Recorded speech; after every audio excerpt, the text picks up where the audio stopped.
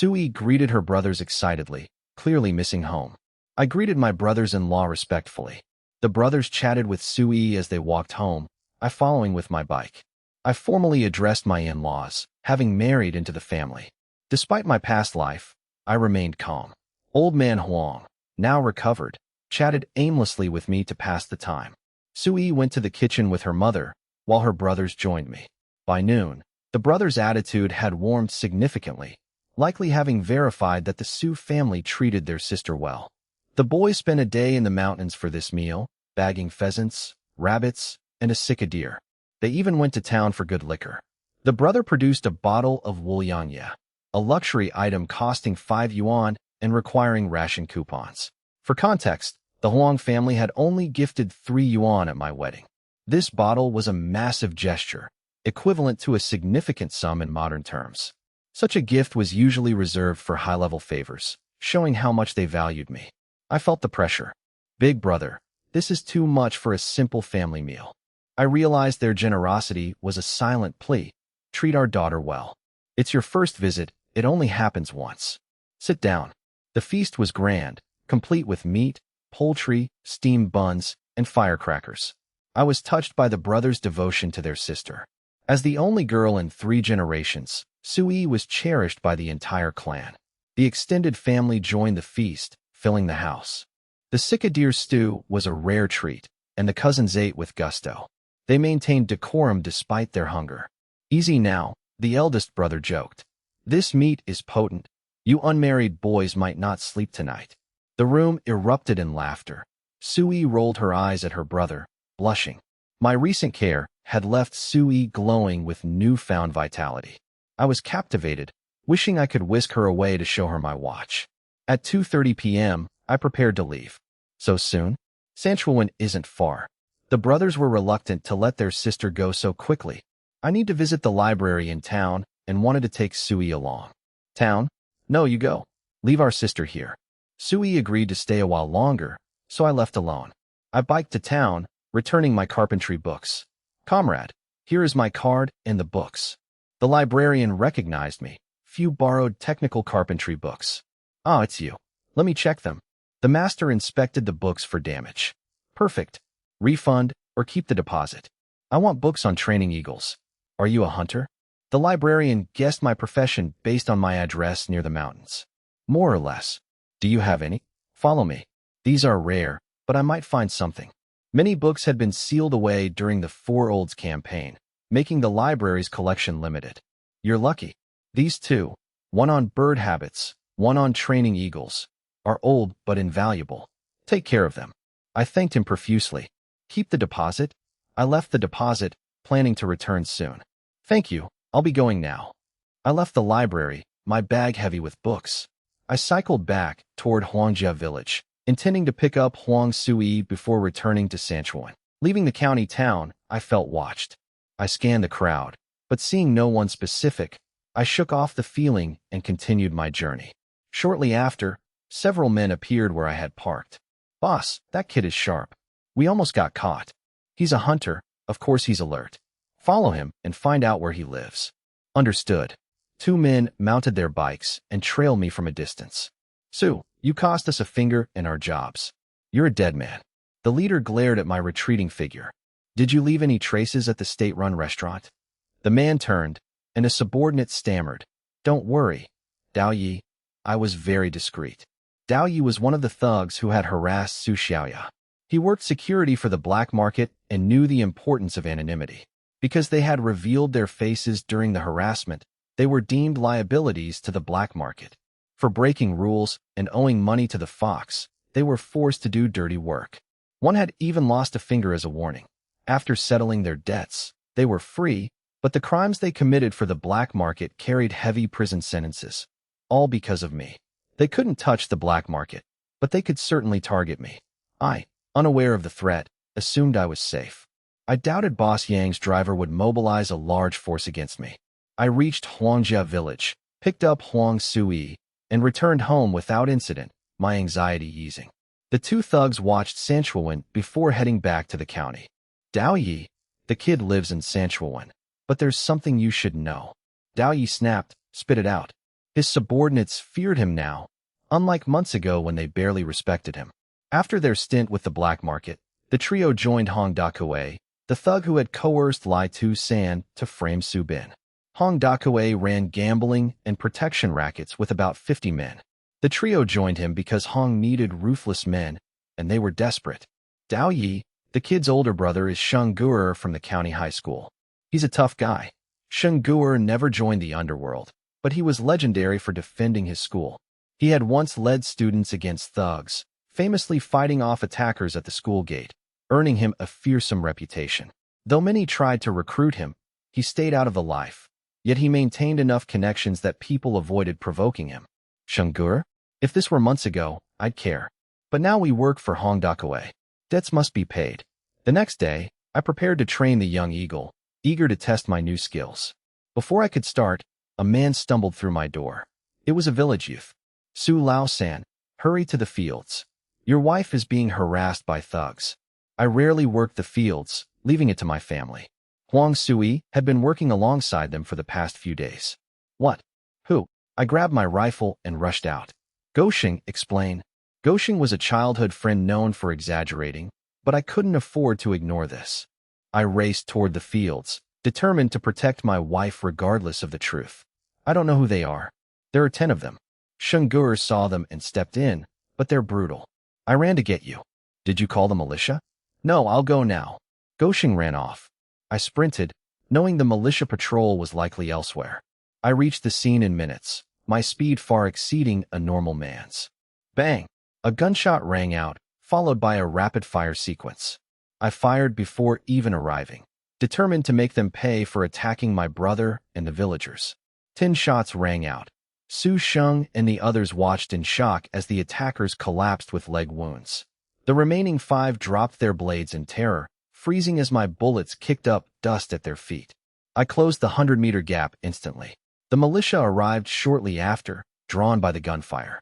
Get down. Don't move, or I'll kill you. The militia quickly secured the area. Sui, where's Sui? I shouted. Don't worry, she's just drugged. She's being looked after over there. I rushed to her, relieved to find her breathing steadily and unharmed. I turned to see my brother, Su Sheng, stumbling, supported by his wife, Li Xiuqin. Brother, are you hurt? I rushed to support Su Sheng, who was covered in 3 knife wounds and bruises. Su Sheng had been working nearby and rushed in unarmed to save the girl. He had held off a dozen men, injuring several, a feat even a Sanda champion would struggle to match. I'm fine, just blood loss. Get him to the hospital. Find the village head and a cart. The villagers sprang into action, fetching a donkey cart and the barefoot doctor, Li Yukai. Rip! I tore my clothes to bandage Su Sheng's wounds while Li Xiuqin wept. The remaining 5 attackers tried to flee, but the enraged villagers swarmed them, beating them mercilessly. Third brother, don't worry. It's just external trauma. I've had worse. Su Sheng struggled to stand.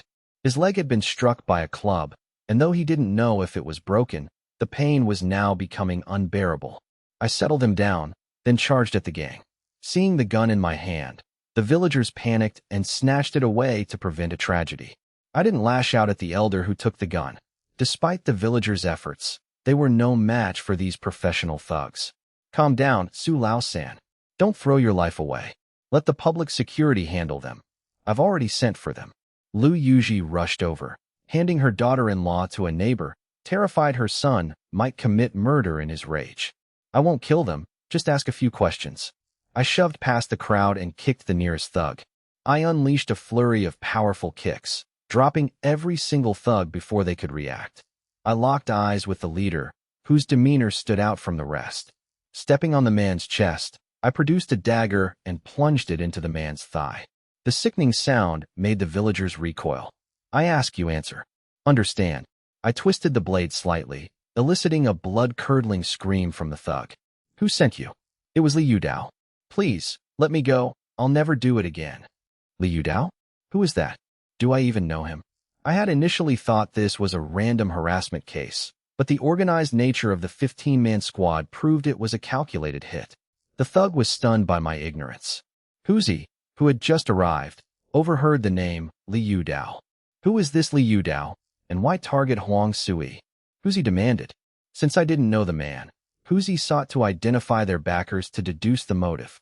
We work for Boss Koei in the county town.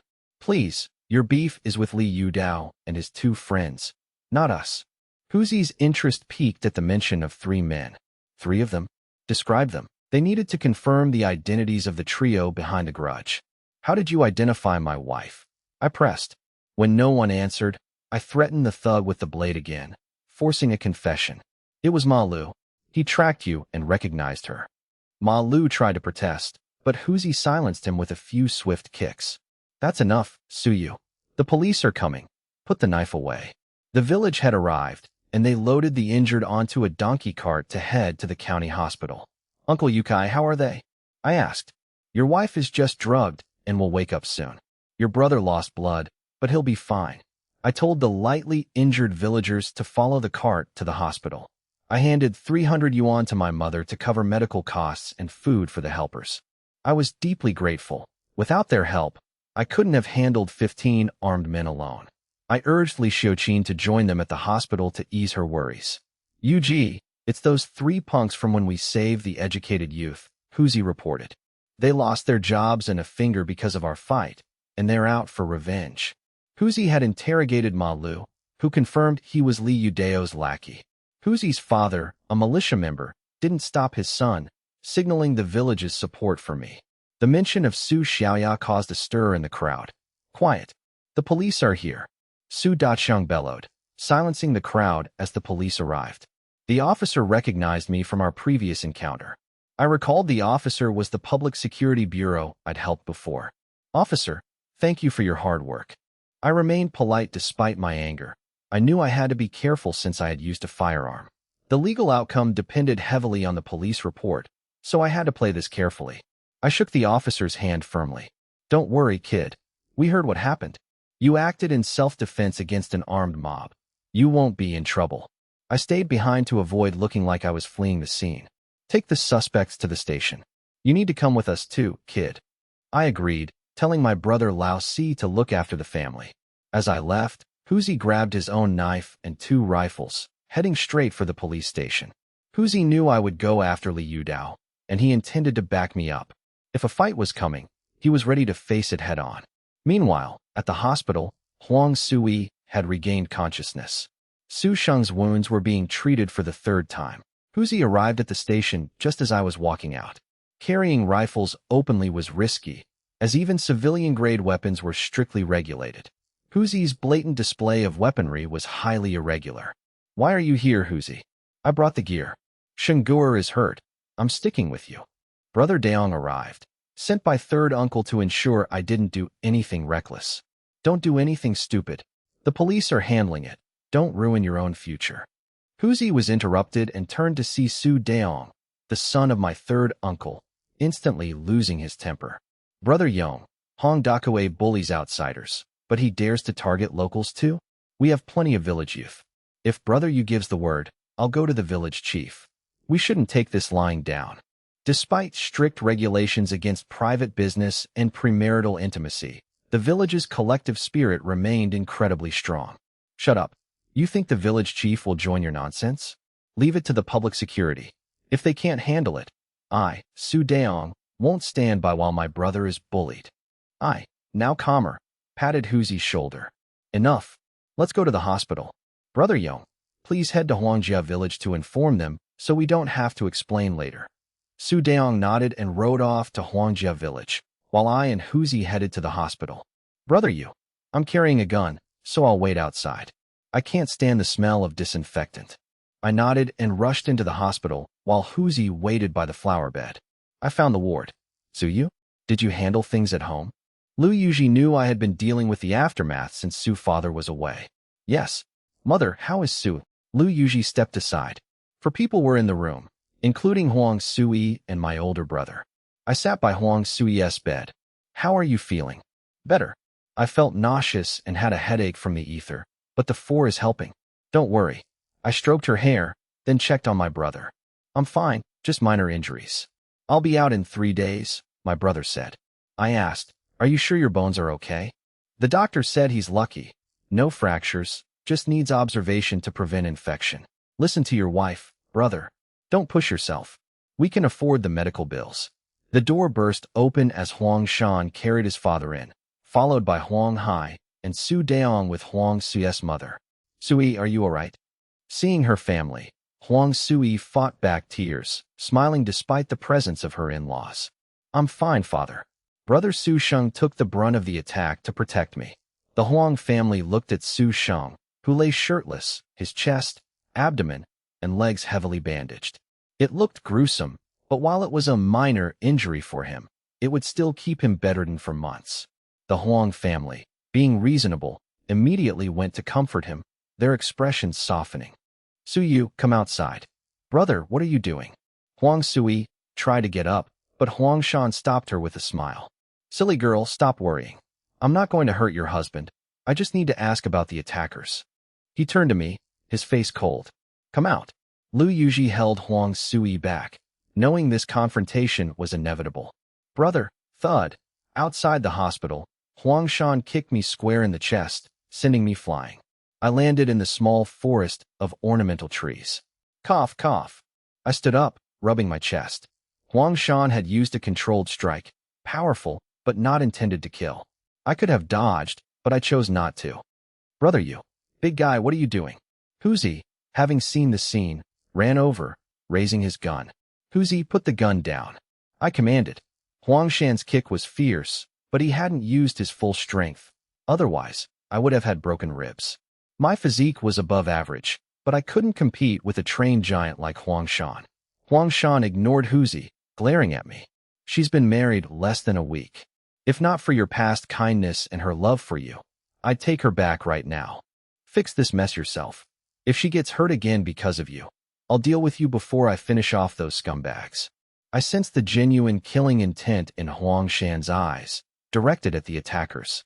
I realized why no one dared bully Huang Sui.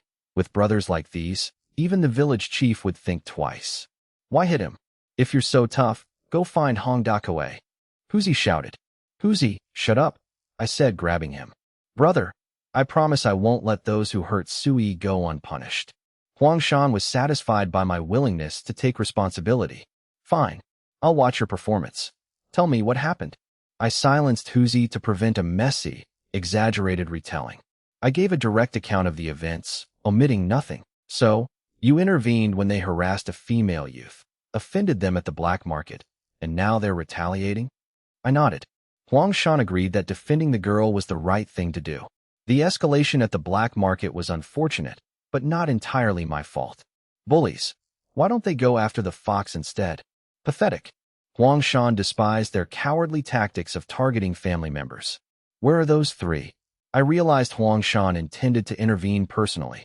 Brother, leave this to me. Public security is already after Hong Dakawei. If you get involved now, it will only complicate the legal process. Let's wait. Huang Shan studied me, then relented, not wanting to cause trouble for his sister. After she's discharged, she stays at her parents' house until you've settled this. Agreed. Huang Sui only suffered from ether exposure and would be discharged by evening. Huang Shan insisted on taking her home to recover, wanting to protect his sister personally. No problem. I'll resolve this within a week and give you and Sui a proper explanation. I took full responsibility without making excuses. Huang Shan appreciated this directness, despising those who shirked blame. Don't carry it all alone. You still have a brother-in-law here. Just speak up if you need help. Huang Shan patted my shoulder, reaffirming his approval of the man he'd once hunted with. I won't do anything reckless. Let's go. My wife must be worried. I calmed Huzi, dusted myself off, and followed Huang Shan back into the ward. The family watched them intently, causing both men to feel slightly awkward. What are you looking at? I didn't beat him, Huang Shan joked, pushing me toward the bed.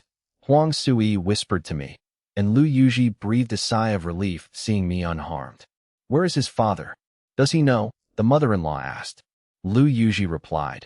It was an emergency. We haven't had a chance to tell him yet. I stood up and signaled for Brother Daong. Daong, go buy some food for the villagers. They're bruised and hungry. They shouldn't leave empty-handed. Lu Yuji handed Su Daong 50 yuan. Buy the best, and get some good cigarettes too. Daong and Huzi left immediately. By the time they returned, The villagers had been treated for minor cuts and bruises. Su Sheng was the most injured, having faced 15 men alone while unarmed to protect the others. Without formal training, Su Sheng had simply held his ground through sheer grit until help arrived. The villagers ate dumplings and braised pork, a rare treat Daong had secured at a premium. After the meal, everyone received a pack of high-quality filtered cigarettes. Thank you all for your help. I've prepared a red envelope for each of you to take home for your families. I handed out 7 envelopes, each containing 10 yuan. This was a significant sum, meant to ensure that if trouble arose again, the villagers would be willing to stand by me. Generosity builds loyalty. Without it, people might hesitate to face overwhelming odds. By establishing a reputation for rewarding my allies, I ensured my future influence. Please, take it.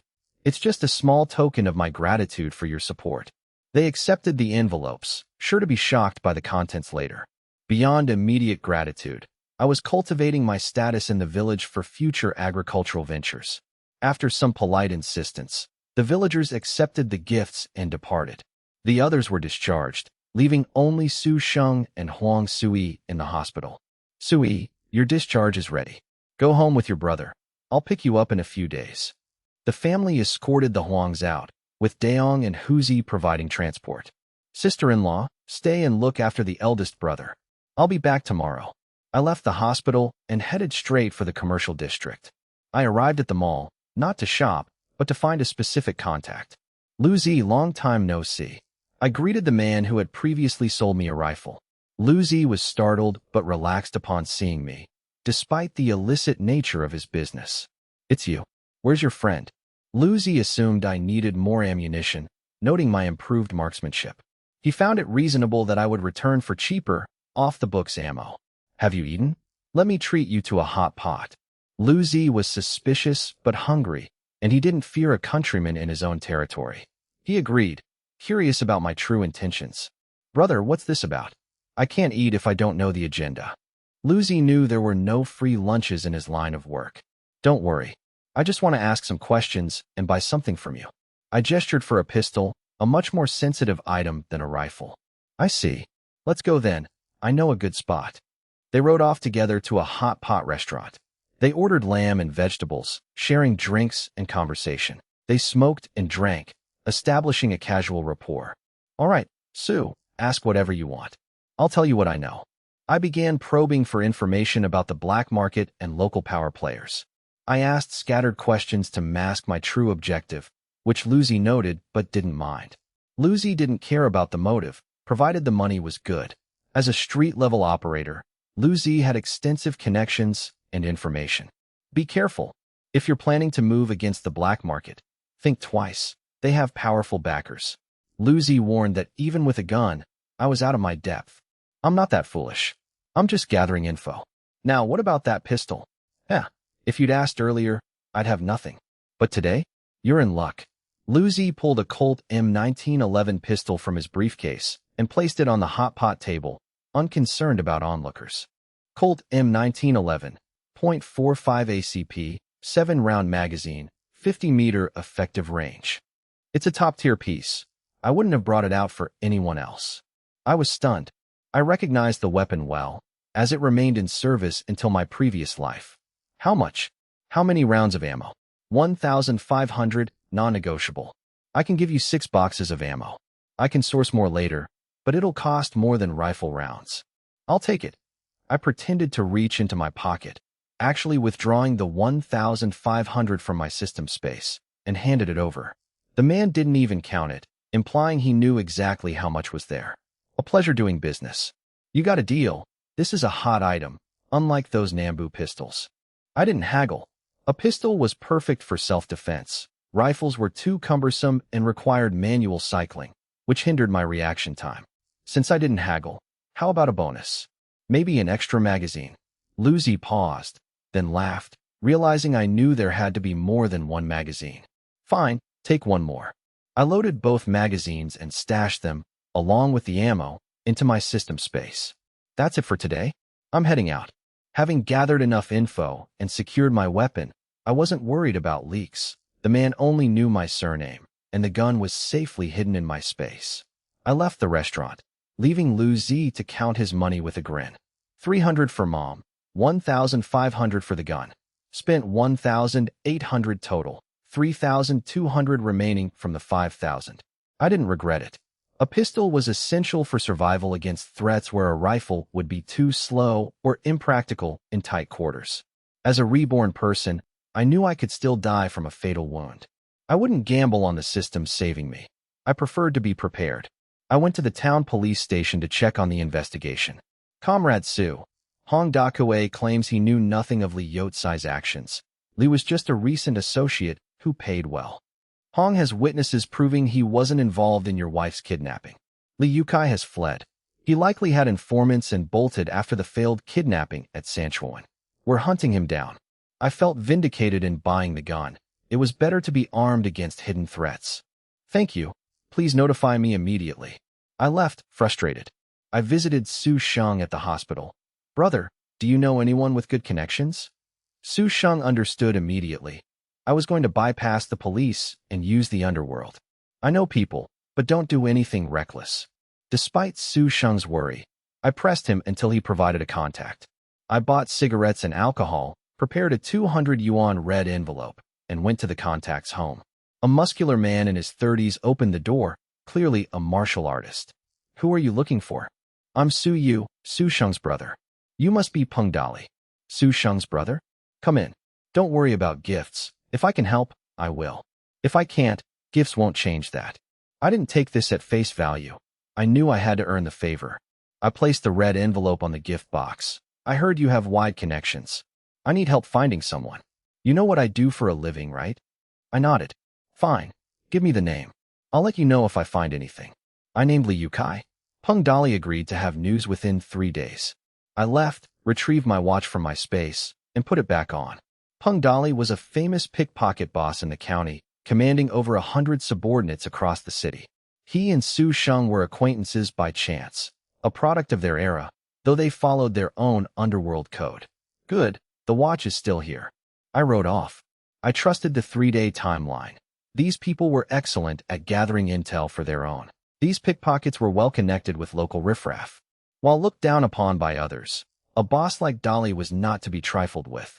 Su Sheng had warned me. Dali was skilled, and I should hide my valuables, as these people had professional habits. I went home to wait, convinced the culprit would eventually resurface. 2 days later, a message arrived. Go to Dali's courtyard. I rushed over. Dali, any news? Dali pulled an envelope from his pocket and slammed it on the table. As I reached for it, another man pinned it down. Know the rules. We spent 2 days on this. You think you can just walk away with it because you know our boss? San, shut up. Let him take it. I realized this was a stage performance to demand a favor without Dali losing face. I understood. Our relationship was superficial, and they weren't obligated to help for free. Dali, I can't insult you by offering money again. How about this? I'll host a hot pot feast for you and your men later. Feeding 100 people was expensive, but it was a gesture of respect. Dali accepted, pleased that I understood the social dance. It saved Dali's reputation. He couldn't appear greedy, but he couldn't be seen as a pushover either. Fine. You're a stand-up guy. 3 days from now, you pay. I picked the place. We're friends. I didn't want to be friends with a thief, but I valued the utility of their network. I didn't want a deep connection, but I was happy to let Dali believe we were becoming close. In the underworld, face was everything. Playing along made everyone happy. I took the envelope. Inside was an address, not in the county, but in a rural village. Did that brat hide in the countryside? How did you find him? Everyone has their own tricks. I've helped others track people before, so I have some experience. This was the man who had just pressed the envelope and spoken to me. Friend, need help? Since Dali says you're a friend, we're brothers now. If you have trouble, just ask. We'll definitely help. I didn't trust them. Dealing with this crowd based on honor was fine, but I knew better than to rely on their word. No need. I'll handle it myself. Goodbye, brother Dali. I left, watched by the 2 men. Boss, why is he looking for Liu Dao? That guy's a hoodlum targeted by the police. Even Hong Dakue was questioned. Is he chasing a gambling debt? Dali glanced at him. Don't pry. Focus on our own business. The police are active lately. Tell your boys to lay low. Understood, boss. To be safe, I took my rifle into the mountains to upgrade my combat skills to level 9, the level of a human grandmaster, rare in any nation. Even legends like Long or Jiang Xinjia, though past their prime, had once reached this untouchable peak. Level 9 is truly grandmaster tier. National champions would be mere novices before me. After half a day of effort, I returned with 800 pounds of game, unseen by anyone. Open system. Host, I-19. Physique, 25. Strength, 35. Speed, 25. Stamina, 30. Storage, 3 cubic meters.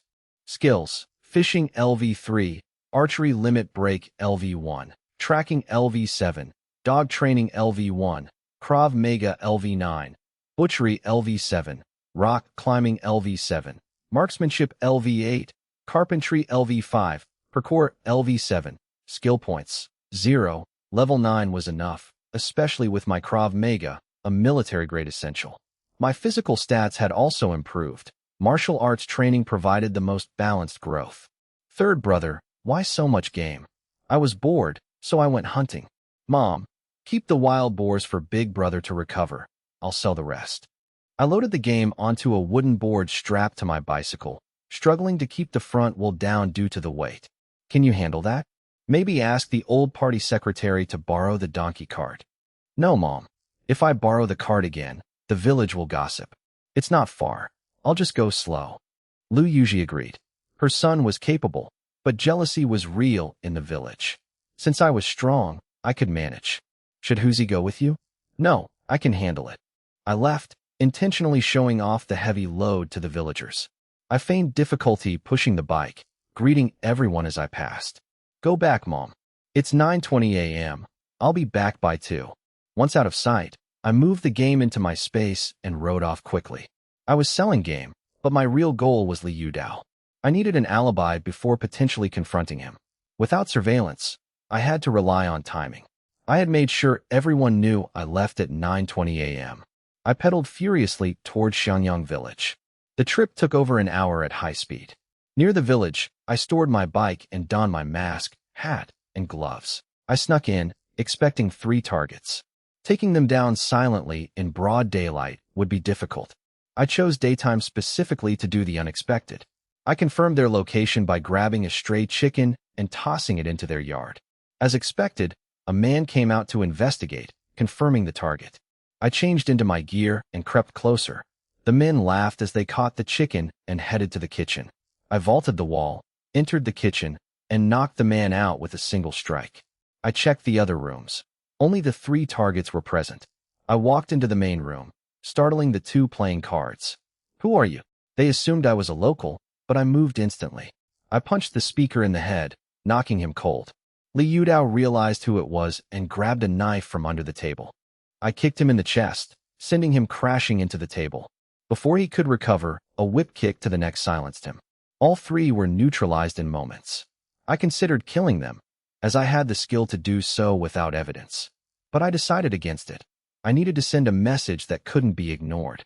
I decided on a brutal alternative. I tied them up, gagged them, and dislocated their jaws before drawing my dagger. I knew the risks, like having asked Dolly for their address, but I didn't care. I systematically severed their hand and foot tendons and cut out their tongues. They were incapacitated and unable to speak or fight back. The pain woke them, but the gags prevented any outcry. I left, sold my game at the steel mill, and then visited the police station. I reported Liu Dao's location, citing my source honestly to avoid suspicion. Thank you, Comrade Suyu. We will arrange the arrest immediately. The police hadn't heard the news yet. I checked my watch and left after they declined my offer of a meal. I knew I might be a suspect, but my timeline was airtight. I had witnesses seeing me push the heavy load, making it impossible for me to have committed the crime in that window. I knew my operation had flaws, making me the prime suspect. However, given the era's lack of forensic technology, the statute of limitations would expire long before I could be linked to the crime. I had taken every precaution, changing my gear to leave no trace. I never underestimated my enemies. Even if suspected, who in this isolated, low-information era would believe I possessed the martial prowess to neutralize 3 men alone? Returning home in the afternoon, I finally rested. I reviewed my books and began training the young eagle, while Heisey the dog circled me. I disciplined the eagle, following the manual to break its pride and establish a simple system of signals, much like training a dog. I taught the bird to respond to whistles, using the same Pavlovian conditioning I used for Heisey, associating a specific sound with a reward. Eagles are proud and far harder to train than dogs, but a well-trained raptor is an invaluable hunting companion. Historical records suggest ancient Mongols used eagles for reconnaissance. The birds would shriek upon spotting enemies, ensuring no target could escape the high-altitude pursuit.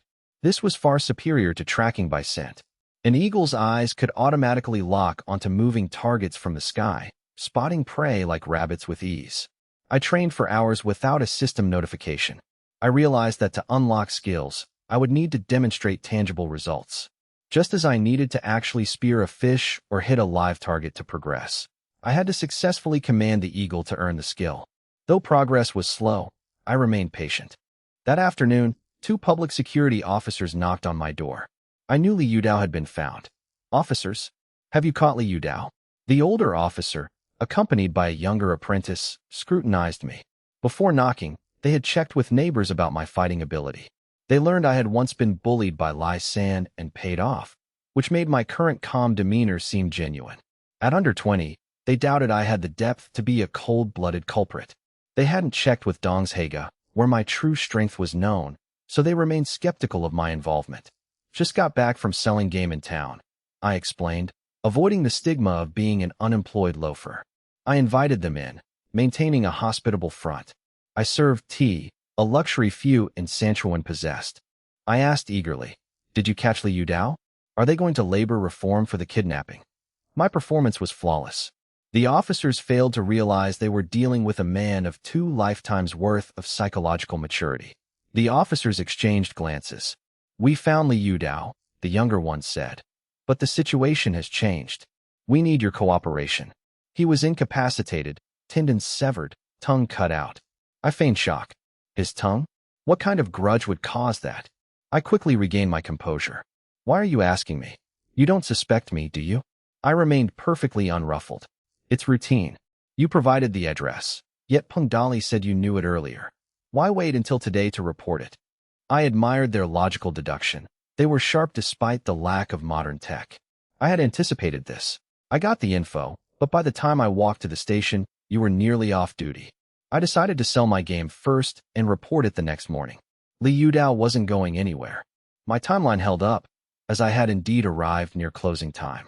The officers were testing my urgency, but my indifference was a plausible, if eccentric, personality trait. They couldn't use my lack of haste as evidence. It was merely a curiosity. Understood. Any other questions?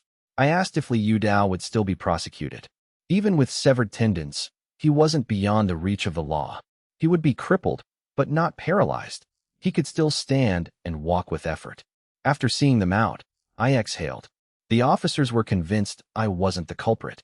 They concluded that Liu Dao's criminal history and black market ties had earned him many enemies. They assumed a rival had struck. Liu Dao's past crimes were coming to light, ensuring a long sentence. The police focused on the black market as the likely culprit for the mutilation, shifting all suspicion away from me. In the 1970s, such violence, while brutal, was common in street disputes and often went unsolved. Liu Dao was a small-time thug. His suffering was of little concern to the authorities. To ensure the job was done, I had spent significant points upgrading my combat skills to level 9. I had worked hard in the forest to accumulate those points, hunting large game. Because I focused on large, rare kills, my total points remained under 100 despite the 800 pounds of meat. The next day, I retrieved my wife, Huang Sui, from her parents' home, bringing gifts to appease her father. In town, I confirmed that Liu Dao was facing over a decade in prison for his black market activities and the kidnapping. The police remained fixated on the black market, viewing the tongue-cutting as a warning to keep him quiet. Relieved, I treated my wife to a meal before heading home. Huang Sui felt safe knowing her tormentors were imprisoned. How can people be so evil? She wondered. I comforted her. Though I hadn't needed my pistol, I felt the preparation was worth the peace of mind. I had sold the 800 pounds of game for nearly 700 yuan, settling for market rates to expedite the sale.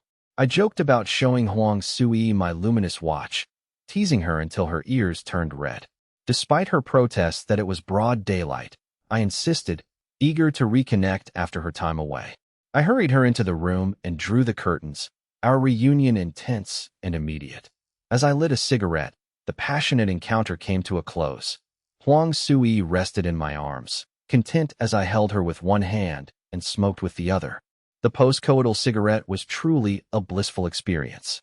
Being newlyweds in their honeymoon phase, the couple felt the classic ache of separation even after a short time apart. Huang Sui asked, "How did you find where Li Yukai was hiding?"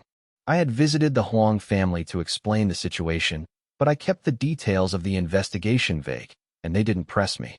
I briefly mentioned that my brother Su Sheng's underworld connections had helped, keeping the specifics hidden to avoid unnecessary trouble, not out of distrust. The next day, I met about 50 people at a hot pot restaurant in the city. I raised a glass, saying, "Brother Dolly, thank you for your help.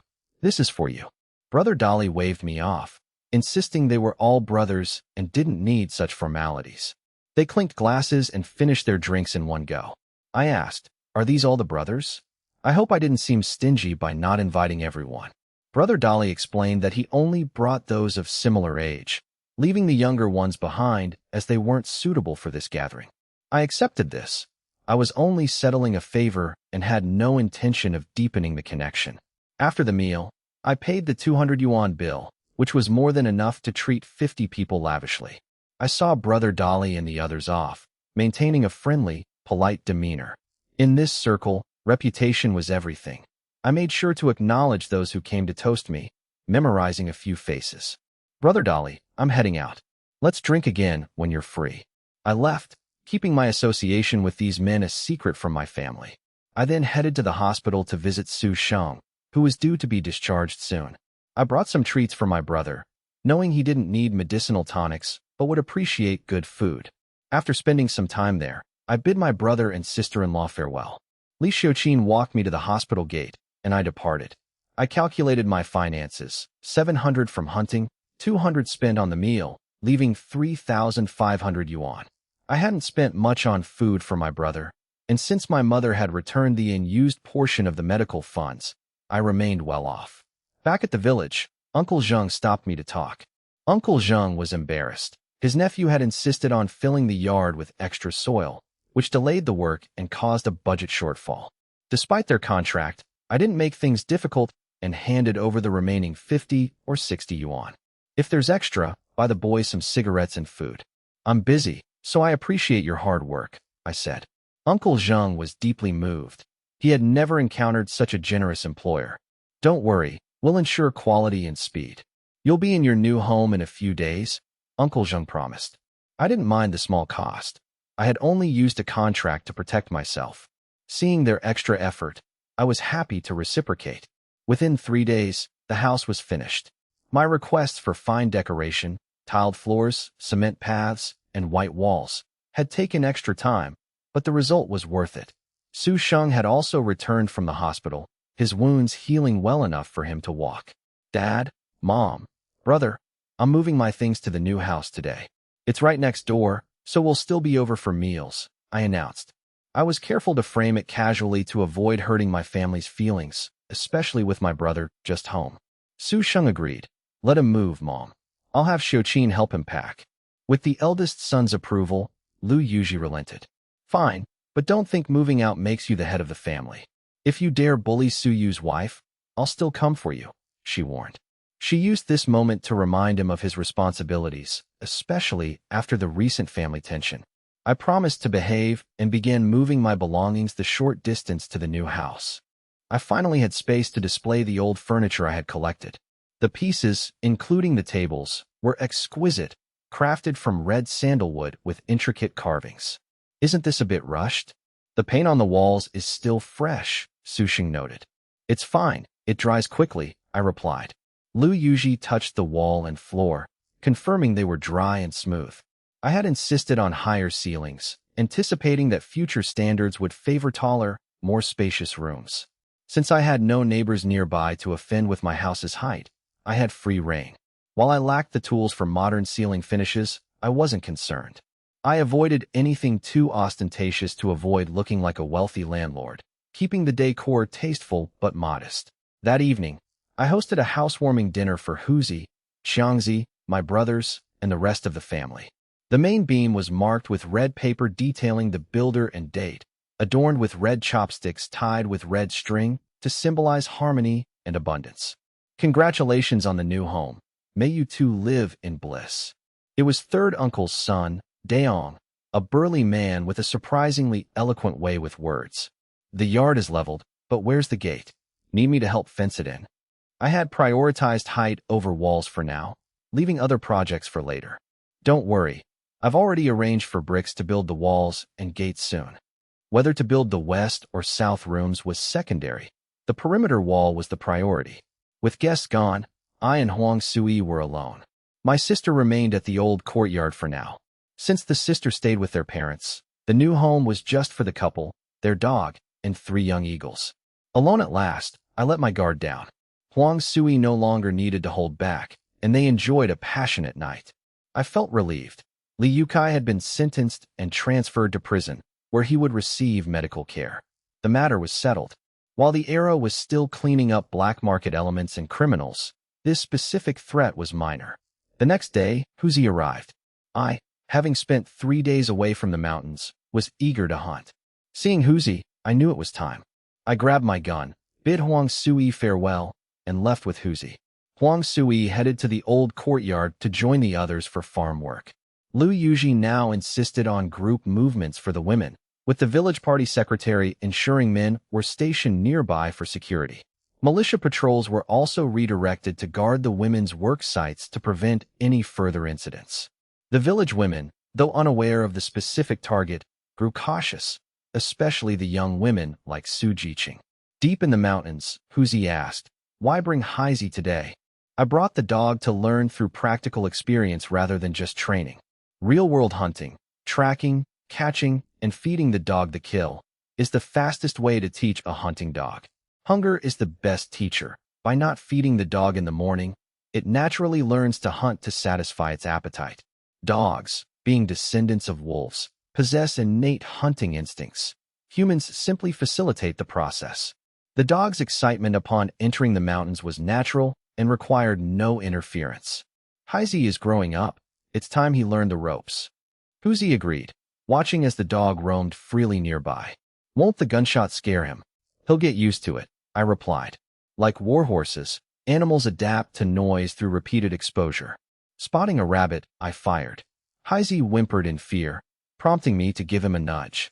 You're a wolf dog, stop acting like a coward. I whistled, calling the hesitant dog over. When Heizi approached with his tail tucked, I gave him a firm slap. I fed the dog the rabbit's heart and liver, forcing him to eat despite his nerves. Huzi was surprised by the dog's cowardice, given his wolf dog lineage. He's been coddled by the girls. His killer instinct needs waking up. True hunting dogs need their bloodlust triggered through real encounters. A well-trained dog won't back down from wolves or leopards if its master is present. It's about confidence. The dog needs to feel the master's authority to act. Heizi lacked the instinct to track, failing to alert me before the shot. My goal was to teach the dog to signal silently rather than barking and scaring prey. I wasn't blaming the dog. I was teaching him the rules of the hunt. Without a lead dog to discipline him, I had to take on that role myself. Let's keep going, I said. I led the dog through the process, scenting, tracking, signaling, and finally, the kill. It was a slow process, teaching the dog to signal with low whines instead of noise. Despite my advanced training skills, there was no shortcut to this experience. I spent the entire day teaching rather than hunting for volume. By day's end, Heizi showed progress, learning to stay calm and hidden when prey was near. Huzi spent the day watching me train Heizi. Huzi wanted hunting dogs of his own but lacked the training skills, and his elderly grandfather couldn't assist him in the mountains. He was thrilled at the prospect of me teaching him. I didn't disappoint. Huzi watched as Heizi evolved from a coward into a dog that could handle gunfire, hide from prey, and signal alerts. My dog training skill grew effortlessly as I hunted, allowing me to use points to upgrade my proficiency. Open system. Host. Age, 19. Physique, 25. Strength, 35. Speed, 25. Stamina, 30. Storage, 3 cubic meters.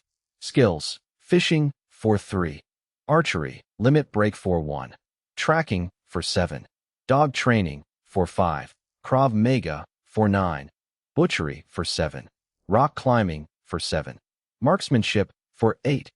Carpentry, 4-5. Parkour, 4-7.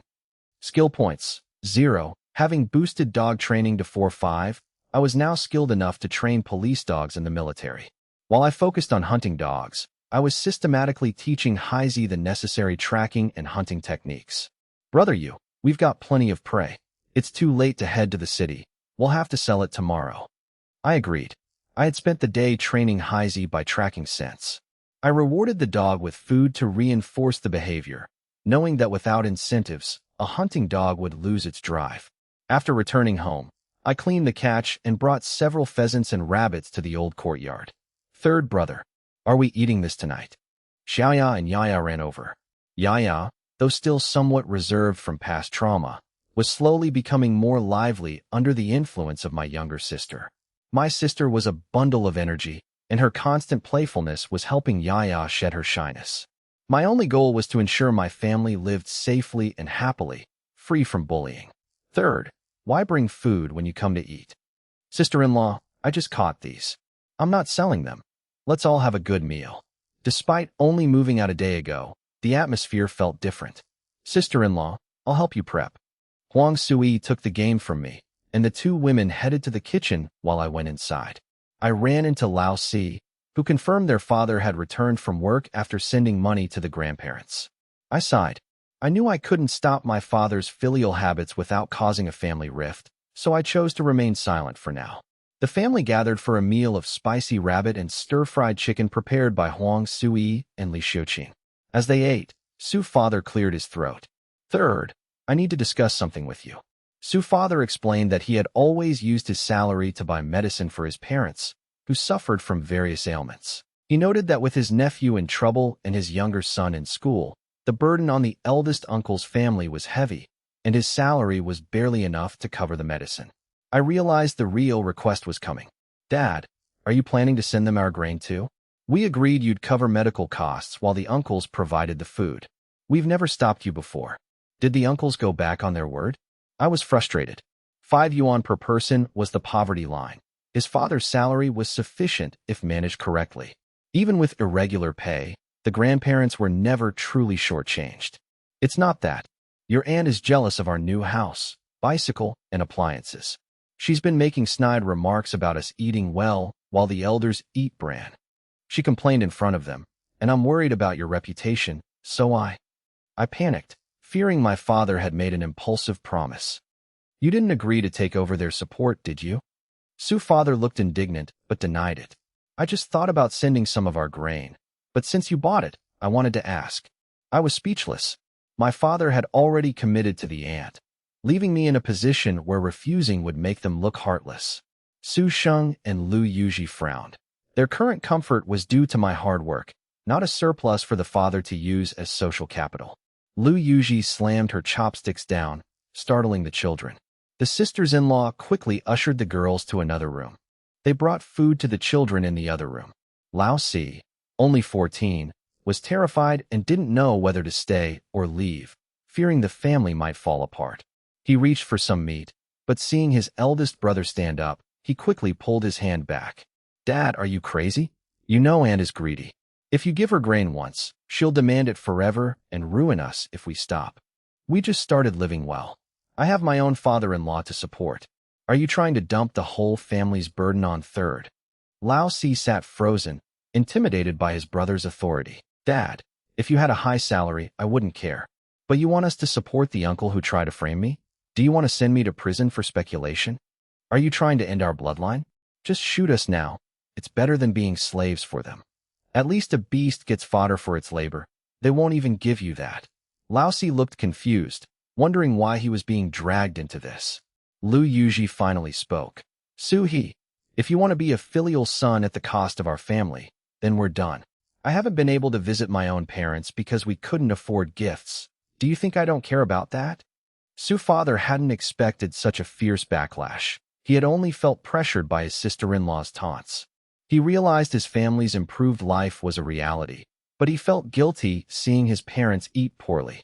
Su's father failed to realize two things. His family's success was due to me, not him, and he had no right to sacrifice his children's livelihood to appease his sister-in-law. Sui believed that while his parents wronged his brother, they were still elders. As juniors, they should forgive them. Sui's filial piety was ingrained. He felt ashamed comparing his life to his parents', yet he failed to realize he was treating his son's resources as his own. Many in this era felt entitled to their children's property, believing they should at least have some say in how it was used. Sui felt he could easily spare 40 or 50 pounds of cornmeal from the family's stash, especially since his eldest daughter-in-law also supported her own family. To him, 40 pounds was a pittance compared to the total. He was shocked when his family, including his wife, vehemently opposed him. Given my wealth, evidenced by my bicycle, sewing machine, and ability to produce over 1,000 yuan, Sui felt his request was negligible. From a typical father's perspective, he felt entitled to control a small fraction of his son's resources, even if he couldn't touch the larger sums. This mindset was common. Many parents in the 21st century squandered children's money on scams, and children often paid up to avoid conflict. If a son earns enough, he might tolerate his parents' foolish spending as a minor expense. While some children fight back, many prefer to let parents be swindled rather than cause a rift, often seeking legal recourse later instead of arguing. However, Sui was wrong to prioritize the eldest uncle's family, who had actively harmed me. While I accepted my duty to support my grandparents, I refused to be manipulated by the rest of the clan. I felt only moderate resentment toward my grandmother, but absolute hatred for my aunt. I would endure supporting my grandparents, but I would never allow the aunt's family to benefit. Supporting the elderly was a social necessity in the village, but I drew the line at being a doormat for my extended family. Su Sheng told his father, "We won't stop you from being filial, but don't drag us into it.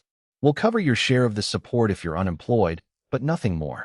Lao Si felt aggrieved, noting that he was always included in the burdens, but never in the benefits.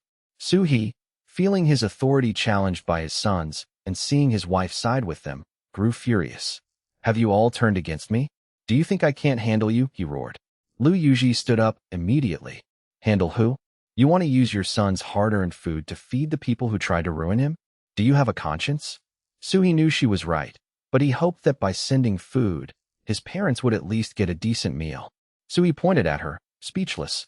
Su Xing stepped in front of his mother, fearing his father might strike her. Lu Yuji pushed him aside, standing her ground. "Go ahead, try hitting me. My family is still here. You can wrong me, but you will not wrong my son." I marveled at how a mother's protective instinct could make the weak appear so strong.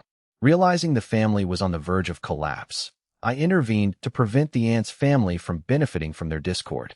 I walked over and firmly pressed my father back into his seat. "Stop it. This only makes us a laughingstock. Father, you're willing to fight us for them, but would they do the same for you?" My calm tone de-escalated the tension. "They will never reconcile with us. You're just letting them continue to bleed us dry. That's not harmony. That's exploitation." I framed my argument carefully to avoid insulting my father's intelligence directly. Su-hee, naturally submissive, calmed down once given a face-saving exit. Realizing his plan was dead, Su-hee asked, "Then what should I do? I can't just tell them I have no say in my own house." I knew my father had folded. "I'll support you, as is my duty. You can support your parents, but don't involve us. We only support them because society demands it, not out of affection. You know they have no love for us." I knew that while they were legally and socially obligated to provide basic support, they were not required to be exploited. "Fine," Su-hee conceded. "I'll take 10 pounds of my own ration. I'll just eat less for half a month." I realized my father was determined to sacrifice his own health to appease his parents. Since Su-hee insisted on using his own share, I felt I had no choice but to relent. "Fine, do as you wish. But don't expect me to provide extra if we run out." I chose not to be harsh, knowing my father was too conditioned by his own parents to change. I decided to stop arguing. If my father wanted to starve himself to maintain his pride, that was his choice. Su Sheng wanted to protest, but I stopped him, knowing most of their food came from me anyway. I finished my meal and left with my wife. Lu Yuji slammed the table, scolding her husband for ruining the reunion. She felt helpless. As a daughter-in-law, she had to maintain appearances for the sake of her other children's future marriages. The family dinner ended in bitterness as I and Huang Sui walked home. Stop being angry. You startled me by confronting father-in-law today. We just moved out. Causing a scene makes us look bad. Huang Sui spoke from the heart. I nodded, whistled for Heizi, and we headed home together. I wanted to settle scores with the eldest aunt, grandmother, the female educated youth, and Boss Yang's driver. Revenge required the right moment, which I would have to create.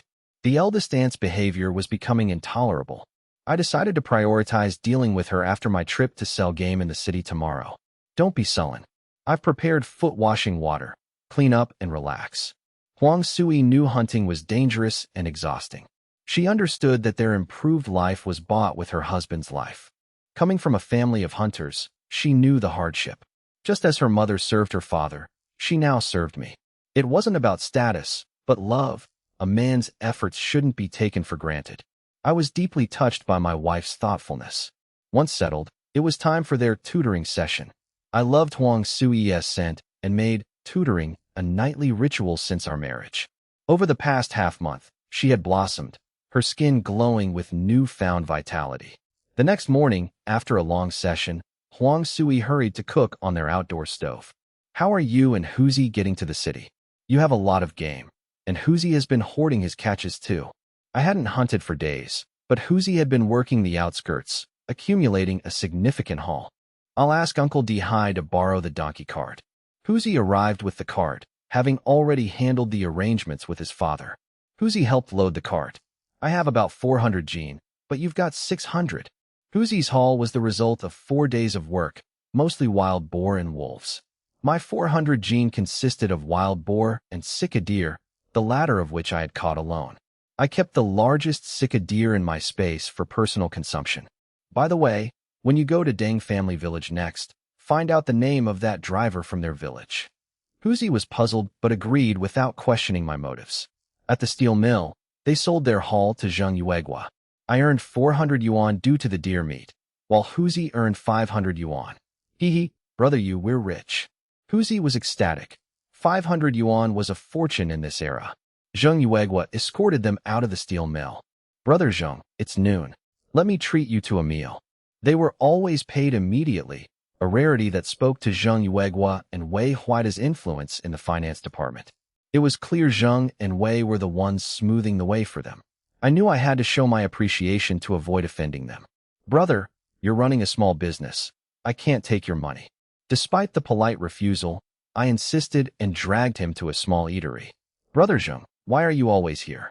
No trips to the countryside for dry goods. Dry goods like mushrooms, peppers, and dried game were staples for procurement officers. But the factory is opening a branch.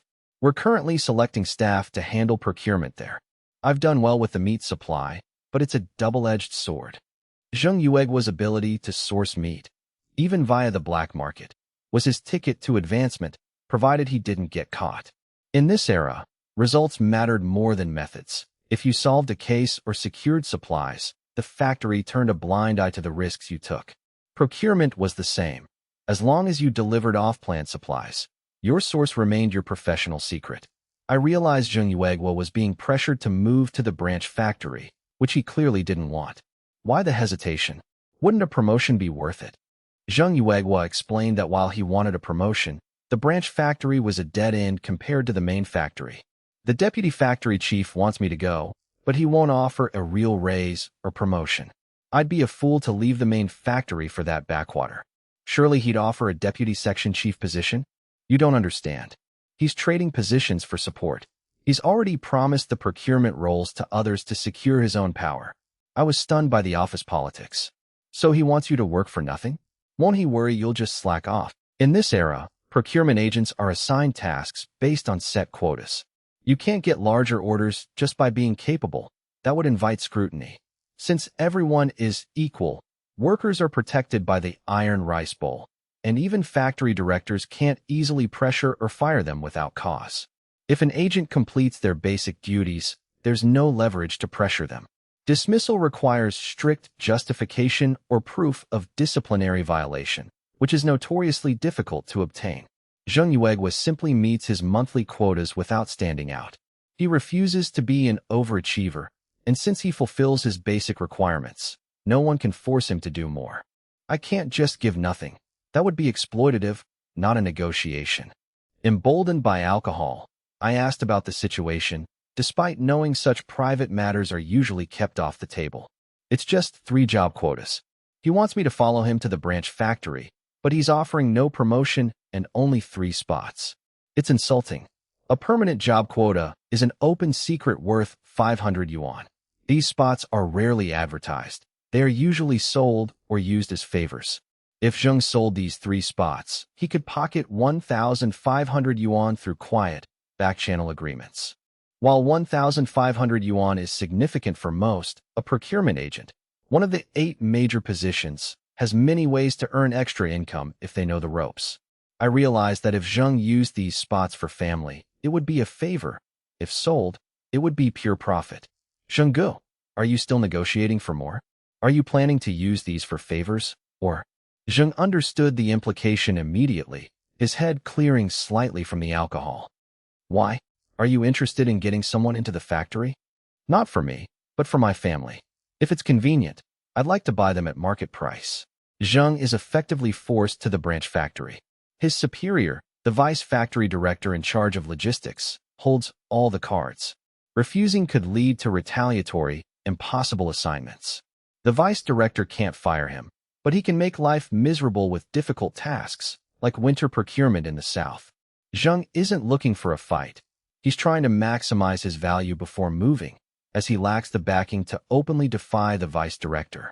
The vice director knows he needs to offer incentives to get a key player like Zheng to move, as force transfers are politically sensitive and require ideological work. Furthermore, Zheng is essential for the factory's food supply.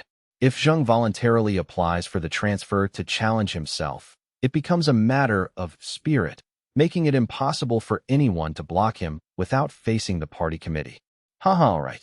I'll save the spots for you. How many do you need? I pondered. A job at the steel mill means a permanent urban household registration and grain rations, a massive advantage for marriage prospects. My younger brother, Lao Si, is still in school. My eldest brother, Su Sheng, is the best candidate, as the mill is physically demanding and positions like finance or kitchen staff are already spoken for. Getting even a few permanent spots from Zheng is a rare opportunity. I want to secure a job for Su Sheng, as farming has no future until the household responsibility system arrives in 8 years. I also want to relieve my brother's burden of supporting the family. With training, Su Sheng could eventually earn more than our father. I also consider my sister, whose status in the Wu family is precarious due to her husband's lack of influence. Getting my brother-in-law a job and moving my sister to the city would allow them to break free from their current household and provide a better future for Yaya. A city job could eventually lead to housing and higher pay through technical grading, far more valuable than the initial 500 yuan investment. Just as I helped Huzi, I am willing to front the 500 yuan for my sister, trusting they will repay me. I am providing the primitive accumulation of capital to shorten their path to stability, confident they will pay me back. I'll take 2 spots, Zheng. Is that okay? Zheng was surprised. Spending 1,000 yuan for family members' jobs was rare. No problem. I have 3 spots. I was going to give one to my brother-in-law, but he's unreliable. A job is a single, fragile slot. If you're fired for incompetence, the spot is lost forever. If his brother-in-law lost the job, it would be a wasted 500 yuan opportunity. If there are extras, I'll take all 3. I'll pay the 500 yuan per spot immediately.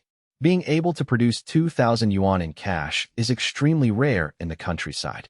I plan to use the extra spots for my brothers-in-law, trusting the Huang family's reputation to repay me. With 3 people working, they will easily repay the debt within a few years. I must be fair to avoid internal family friction, as my wife, Huang Sui, would surely notice any perceived favoritism.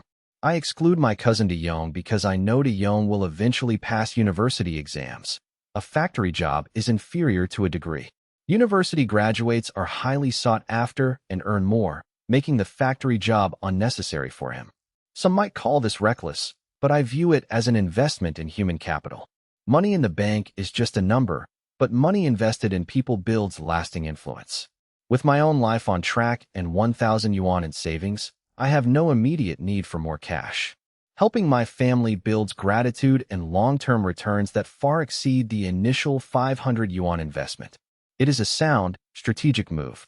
I had nearly 4,000 yuan, including today's 400. Even if I spent 2,000, I would still have plenty left. Haha, brother, if you take them all, you're doing me a huge favor. These job slots were highly coveted. It was best to sell them in bulk to a trusted person with an introduction letter, saving the trouble of finding individual buyers. Zheng Yuegua trusted me, as I had made a great impression with my professional conduct. Zheng decided to secure 4 slots, knowing each one was worth 500 yuan, a fortune compared to his usual salary. After a pleasant meal, I and Huzi left, while Zheng returned to the factory alone. Huzi, I'm taking all the slots. Any objections? I can give you one if you want. If you're not joining the factory, neither am I. Hunting with you is way better than being a wage slave, and I just bought my rifle. I was surprised. In this era, the iron rice bowl was prized, and most people viewed self-employment as shameful speculation. This deep-seated mindset would take time to shift. The first wave of people to jump into the sea would strike it rich due to massive market demand and low competition. By the time the masses realized the potential, the market would be saturated and profits would dwindle. Huzi's disregard for the factory job showed his foresight. Hunting was lucrative, though Huzi's recent 500 yuan haul was largely due to my guidance and luck with wild boars and sika deer. Most hunters couldn't dream of earning 500 yuan in 4 days. My success gave Huzi the confidence to prioritize cash over the status of a permanent employee. You kid. All right, let's go. As we drove the donkey cart back toward town, our path was blocked. A dozen men armed with steel pipes stood in our way. Trouble, I muttered. These aren't ordinary thugs. Stay back and stay safe. We were quickly surrounded. I couldn't abandon the collective's donkey cart, or I'd never be allowed to borrow it again. No way. I'm not letting you face them alone. Huzi insisted. Huzi grabbed a wooden stick he'd stashed for protection. He regretted not bringing his rifle, though he hadn't expected a daylight ambush. Stay with the cart and listen to me, I commanded, stepping forward. Which path do you boys walk? Why block us? I wasn't afraid, but I worried about Huzi's safety. Which one of you is Suyu? Step out. They were prepared. I wondered if this was Boss Yang's doing, or perhaps the driver, Lan Zai. I'm Suyu. What do you want?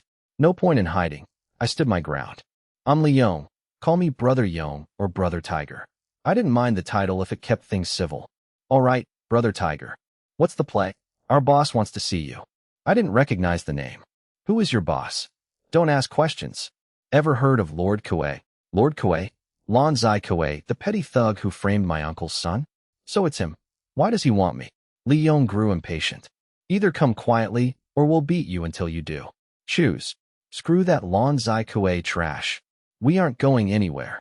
Huzi shouted, brandishing his stick. Huzi stepped up, looking ready to fight. I was amused by Huzi's sudden, dramatic, Hong Kong-style bravado. Who are you calling trash? The thugs, insulted, closed in. Huzi felt he had no choice. Losing the cart meant disaster, so he might as well fight. If he lost, he'd be beaten. If he won, he'd keep his money and the cart. Wait, let's not be hasty. There's clearly a misunderstanding. I'll go with you. I intervened. With 15 men, I couldn't guarantee a quick, non-lethal victory without Huzi getting caught in the crossfire. I decided to go along to see what Lord Kuei was actually planning.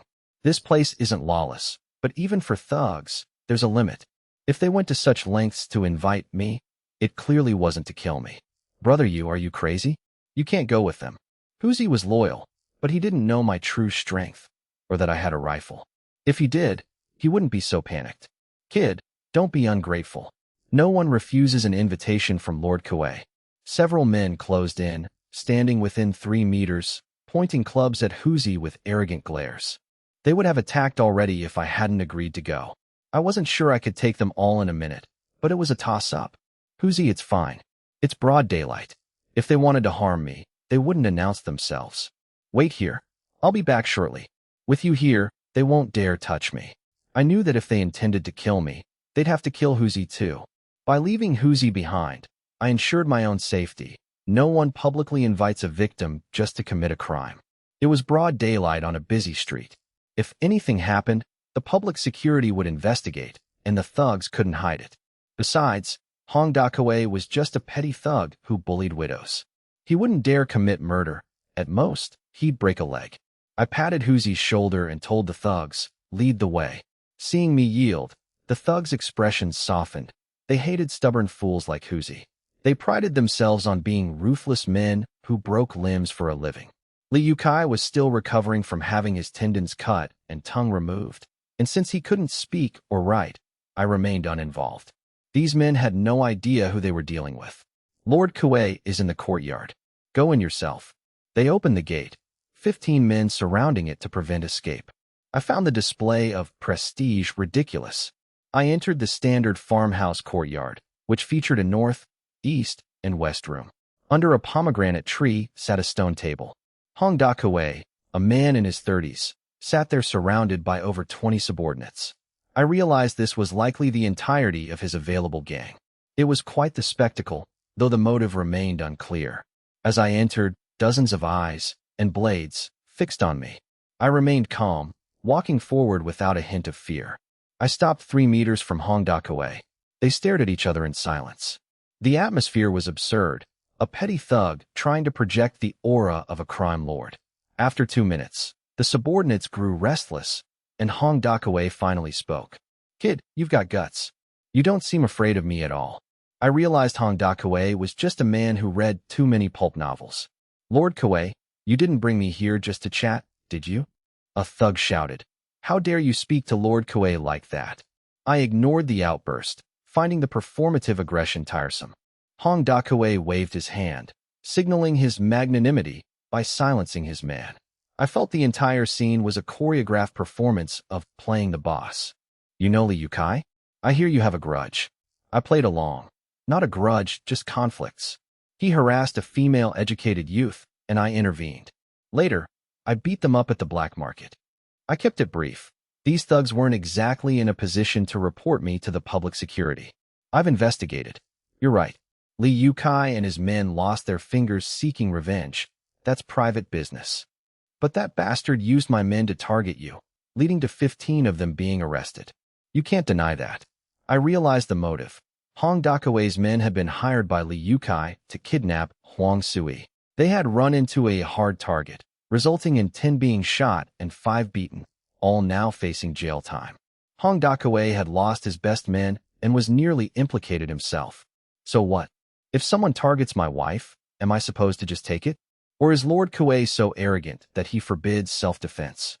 Having figured out the motive, I relaxed, sat down, and poured myself a cup of tea. Hong Dakawei was intrigued. He hated Liu Kai for the trouble, but he needed to save face and support his men's families. As a gang leader, he couldn't ignore his men being sidelined. It would ruin his reputation. He needed to provide for their families to keep his gang loyal. If he didn't, no one would follow him in the future. In short, he was looking for a donation for me to cover his losses. He wouldn't call it extortion. That was beneath him. But he needed the money to maintain his status as a benevolent boss. He had investigated me. The brick house, the bicycle, the sewing machine, and the watches. He knew I was wealthy. He figured he could turn a profit while covering the men's family's expenses. The cost of supporting them was far less than the value of a rifle. Besides, they were only accomplices, not the main culprits. They wouldn't be in jail forever. Kid, you're brave. Not many in this county talk to me like that. Do you think I won't touch you because of your brother? Hong Dakawei knew about my brother, Shungur. He acknowledged Shungur was tough, but he wasn't a god. Could he fight 20 men? Times had changed. Brute force wasn't enough anymore. He had built his gang to handle anyone. Everyone around him was ready to kill. Shungur was just physically stronger. My brother is my brother. I am me. Are you looking down on me, Lord Kuei? Or do you think you can bully me with just these few men? My arrogance shocked Hong Dakaway. No one had ever dared to act this way in front of him. Tired of living, kid? Want us to loosen your bones for you? Hong Dakaway's thugs, armed with machetes and steel pipes, were furious. They had gathered to intimidate me, whom they viewed as a wealthy, fat sheep who needed a reality check. Loosen my bones? Sure. I haven't moved in a while. Lord Kaway, mind if I borrow your turf? I knew this wouldn't end peacefully. Since I couldn't just run, I decided to fight. Not at all. If you have the interest, I don't mind. Hong Dakaway gritted his teeth. Aside from the public security, no one had ever dared to provoke him like this. Though he was a small-timer to the police and the black market, he was a lord to the local Hutong riffraff. He wasn't used to such disrespect. I stepped into the courtyard and beckoned. Come on then. Damn you, you're dead. 20 men charged. They were arrogant, used to backing a boss like Hong Dakaway, who operated independently but held status similar to the black market's fox. Lord Kaway, blades have no eyes. If I hurt your men, you're paying their medical bills. The thugs attacked harder, and Hong Dakaway, now truly enraged, remained silent. I smiled coldly and dove into the fray. I fought with ruthless efficiency, far more aggressive than I had been with the villagers. I didn't hold back. These men were street thugs, not honest villagers. Sounds of impact, screams, and bones snapping filled the air. I delivered a 360-degree kick, using my momentum to send a man flying into his comrades, knocking them all down.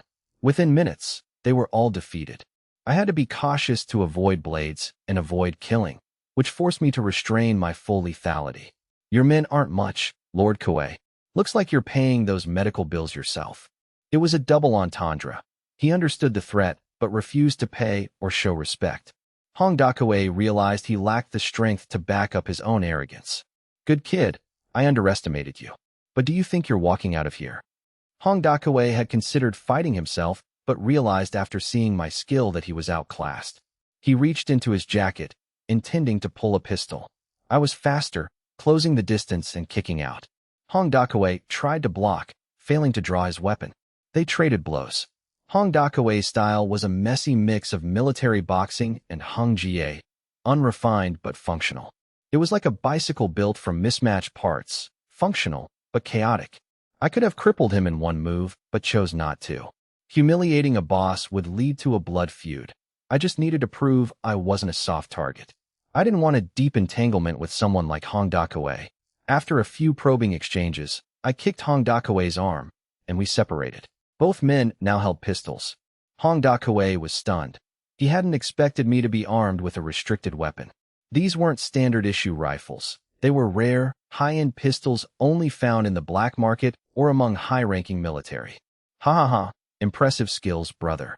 Hong Dakaway offered a face-saving exit, realizing he couldn't win. We smiled at each other and holstered our weapons. The kidnapping of Huang Sui had been Li Yotsai's rogue decision, not Hong Dakaway's order. That was why I hadn't crippled him. I was showing restraint. Lord Kaway, your technique is excellent. I'm impressed, I said with a mocking bow. Hong Dakaway blushed, knowing full well I had been holding back to avoid a feud. He realized I was giving him a way out. In the underworld, you accept your losses. My restraint wasn't fear, but a calculated choice. You're too kind. You're the talented one. I'm just an old man getting winded. I rolled my eyes. Hong Dakaway was barely 37. Since the misunderstanding is cleared, I'll be off. Let's meet again sometime. Please, go ahead, Hong Dakaway replied. He knew he couldn't stop me, and it wasn't worth dying over a few thugs. I bowed and turned to leave.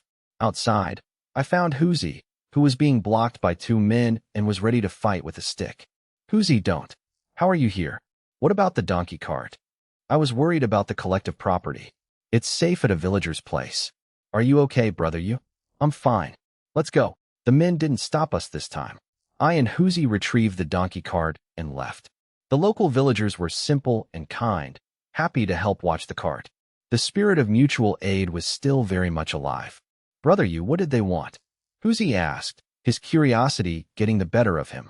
Li Yukai used Hong Dakaway's men to kidnap my wife. They wanted compensation for their losses. I refused. We fought, and that's that. That easily.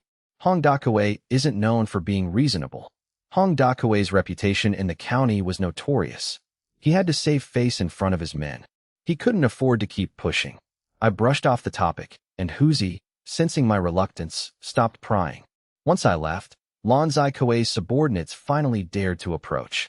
Lan Zikue scowled at his incompetent men and sat down, looking visibly displeased. Boss, some of the boys are badly hurt. Should we take them to the hospital? Useless trash, just go. Lan Zikue waved them off. I had intentionally avoided causing internal injuries to keep medical costs low and prevent further conflict. Huzi and I arrived at Sanshuiwan. Huzi returned the donkey cart while I headed home. You're back? My brother is here looking for your help. I followed Huang Sui inside to find Huang Shan waiting. Brother-in-law, you're here. Let me explain. Huang Shan's attitude was much improved compared to our last encounter. Huang Shan explained that the village party secretary's son and his visiting comrades, a group of 7 or 8 young people from the city, had gone hunting in the mountains and gone missing. Why were women allowed to hunt? Don't they know the taboos? It was a local superstition that women brought bad luck or sense that interfered with hunting. They were just looking for thrills. The locals are fine, but the city kids are in trouble. We haven't heard from them. Their families have arrived and are organizing a search party. There's a generous reward. Are you in? The group were second-generation military kids who had tagged along with the secretary's son for sport. In this era, using rifles to hunt birds and rabbits was a common pastime for the elite. Though they were inexperienced, they had adults with them. The secretary's son, confident in his hunting skills and weaponry, had agreed, but 2 days had passed with no word. Fine, I'll pack my gear and go with you. I felt moved by Huang Shan's trust. Since this was a search mission, I wouldn't have to separate from the group, making it safer to camp in the mountains. Don't look so reluctant. A high-ranking military officer, a lieutenant colonel, is here. He's the older brother of one of the missing. The military isn't allowed to intervene directly, so they need our help. If we find them, think of the favor we'll be owed. Huang Shan didn't mention the specific reward, knowing that the connection to a military family was far more valuable. I was exhausted, but I couldn't refuse my brother-in-law. Sui, go stay with little sister at the old courtyard tonight. I'll be back when I'm done. I didn't want to leave my wife alone, so I insisted she stay with my sister for safety. I understand. Don't take unnecessary risks in the mountains. Stay safe. They exchanged concerns, much to Huang Shan's amusement. Let's go.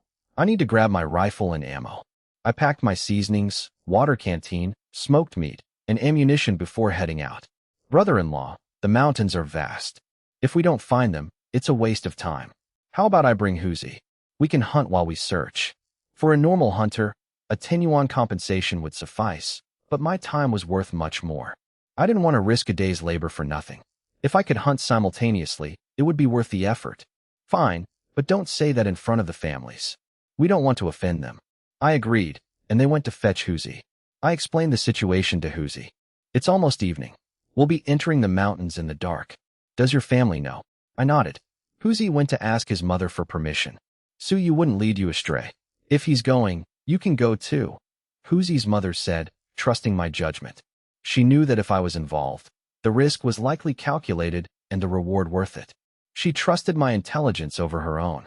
I'll get my rifle. And bring extra rope. It might come in handy. Huzi grabbed his gear, and we set off for Huangjia Village. I heard about Liu Kai. You're a ruthless one, Huang Shan remarked on the road. I just smiled, and we continued walking. We reached Huangjia Village, where a crowd was gathered with torches and flashlights. A group went in during the day. I waited for you, Huang Shan explained. I nodded. Old party secretary, I'm here. When do we leave? Huang Hai greeted them as they approached the group. I acknowledged Huang Hai. The village party secretary greeted me warmly, as we were well acquainted. So that's why you waited. Good.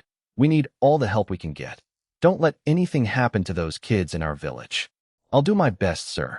I had a history with the village party secretary, who had acted as the mediator for my marriage to Sui. The secretary appreciated my respectful attitude. Go see your father-in-law. We're leaving soon.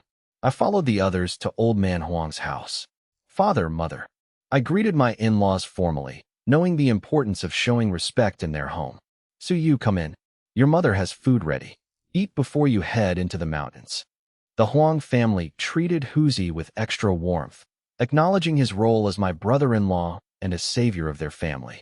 While the Huangs felt close enough to me to skip formalities, they remained polite toward Huzi, even serving him extra food to make him feel welcome. I'm going to collect a rifle after dinner. Wait for me, I said. Wait, a rifle? Huangshan explained. The mountains are dangerous at night. The missing group had rifles, yet they vanished. We need protection. The militia opened the armory for villagers to ensure safety. I invited you personally, so this is a private action, not an official village mission. Huangjia Village isn't forcing anyone to search. If you choose to hunt instead of search, that's your business, and the village head won't interfere. The village isn't organizing outsiders, so if you happen to find the missing group, that's just your good luck. I see. That works. Huang Hai returned shortly with 2 rifles and 2 boxes of ammunition, distributing one set to his brother and keeping the other. The village was generous with ammo, fearing the disappearances might be the work of criminals or spies rather than wild beasts. With 30 rounds each, they were well prepared for both hunting and potential skirmishes, especially with hundreds of villagers currently in the mountains. Father-in-law, are you coming too? I asked. Old man Huang was still strong, but I wasn't sure if he'd join the night search. No, I'm too old for night climbs. I'd only slow you down. The young one's going is enough to satisfy the village head's call. Most villagers only participated due to the village secretary's call and the promise of rewards. They weren't eager to risk their lives for strangers. Without the incentive, few would have volunteered, highlighting the difference in perspective between the families and the authorities. We're heading to the square. Wait, let me get you coats, Old Man Huang said. His son, Huang Shan, brought out 2 military overcoats for me and Huzi. These were my father's treasures, bought from the black market. They'd still be gathering dust if not for you two. The long, warm military overcoats were highly valued in that era. The two thanked them. Huang Shan and Huang Hai wore sheepskin coats, which were equally warm despite being shorter. Brother-in-law, do we have rope? Bring plenty, I requested. Though puzzled, Huang Shan agreed, and the group set off. They arrived at the brightly lit square, each carrying a flashlight. Did you bring spare batteries? These flashlights used D-cell batteries, which were long-lasting. Don't worry, I have enough. They stood apart from the main crowd, preferring to move on their own. Remember, we're here to find people. Don't fire unless in danger to avoid friendly fire, the village head warned. The group entered the mountain.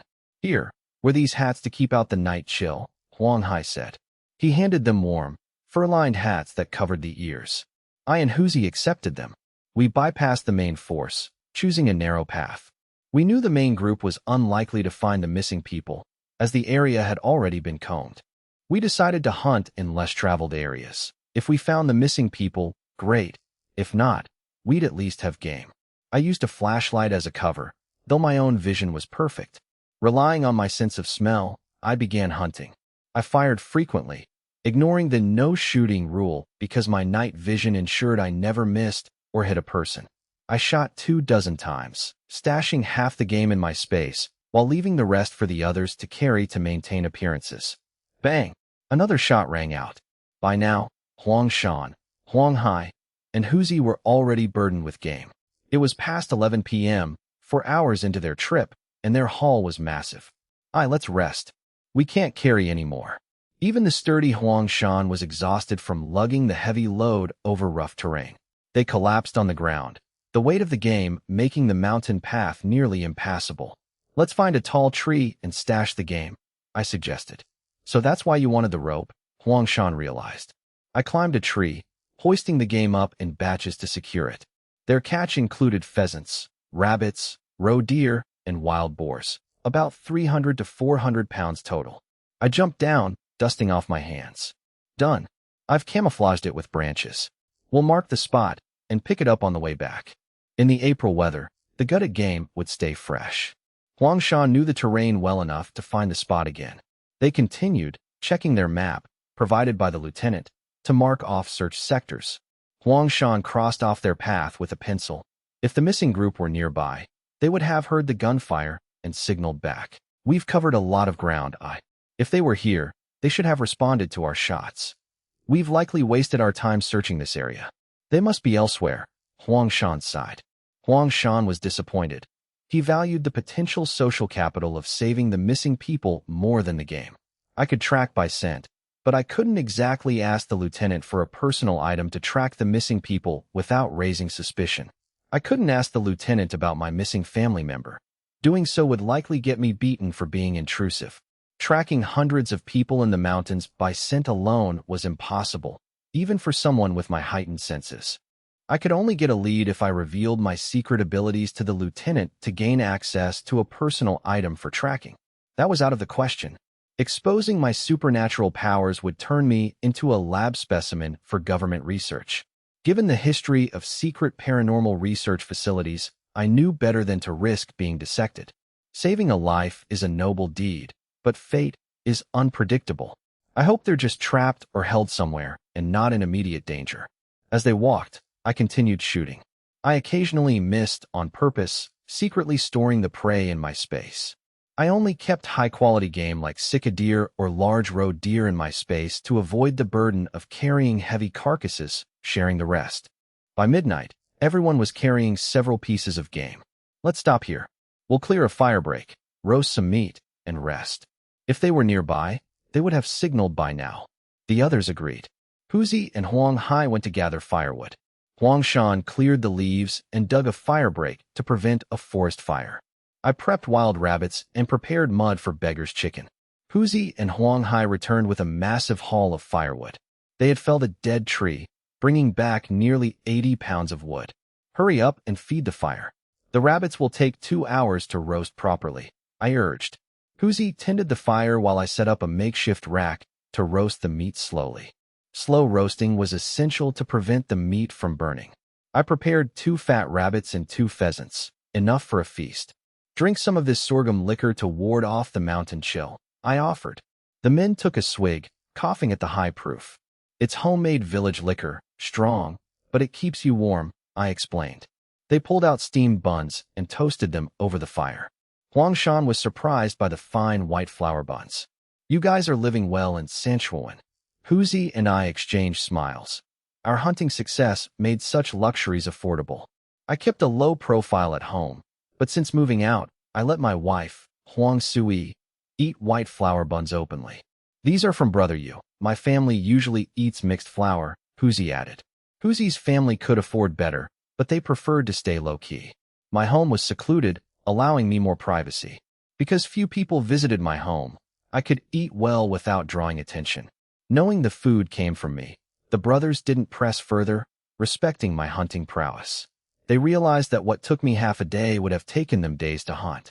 As Huzi put it, I was simply blessed by the heavens.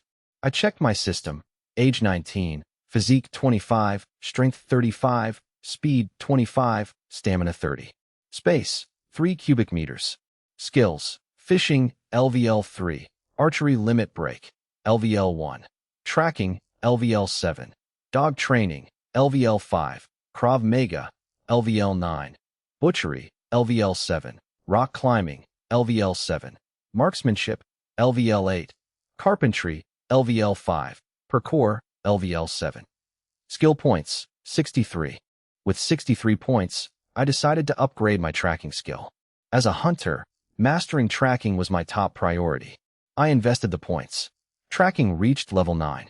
Skill points, 0. My mind felt clear and elevated as the knowledge integrated. My senses, sight, hearing, and smell, sharpened, and my mental simulations became incredibly vivid. I could now look at a trampled blade of grass and perfectly simulate what creature had stepped on it. It felt like high-level detective deduction. I realized this was a system-assisted version of a professional investigator's intuition. It was far more immersive than mere mental visualization. Huang Shan handed me a roasted rabbit. I snapped out of my thoughts and accepted the food. The ability had limits. It required focus and couldn't reconstruct events if the physical evidence was too old or disturbed. I decided not to overthink it. It was a niche tool for hunting.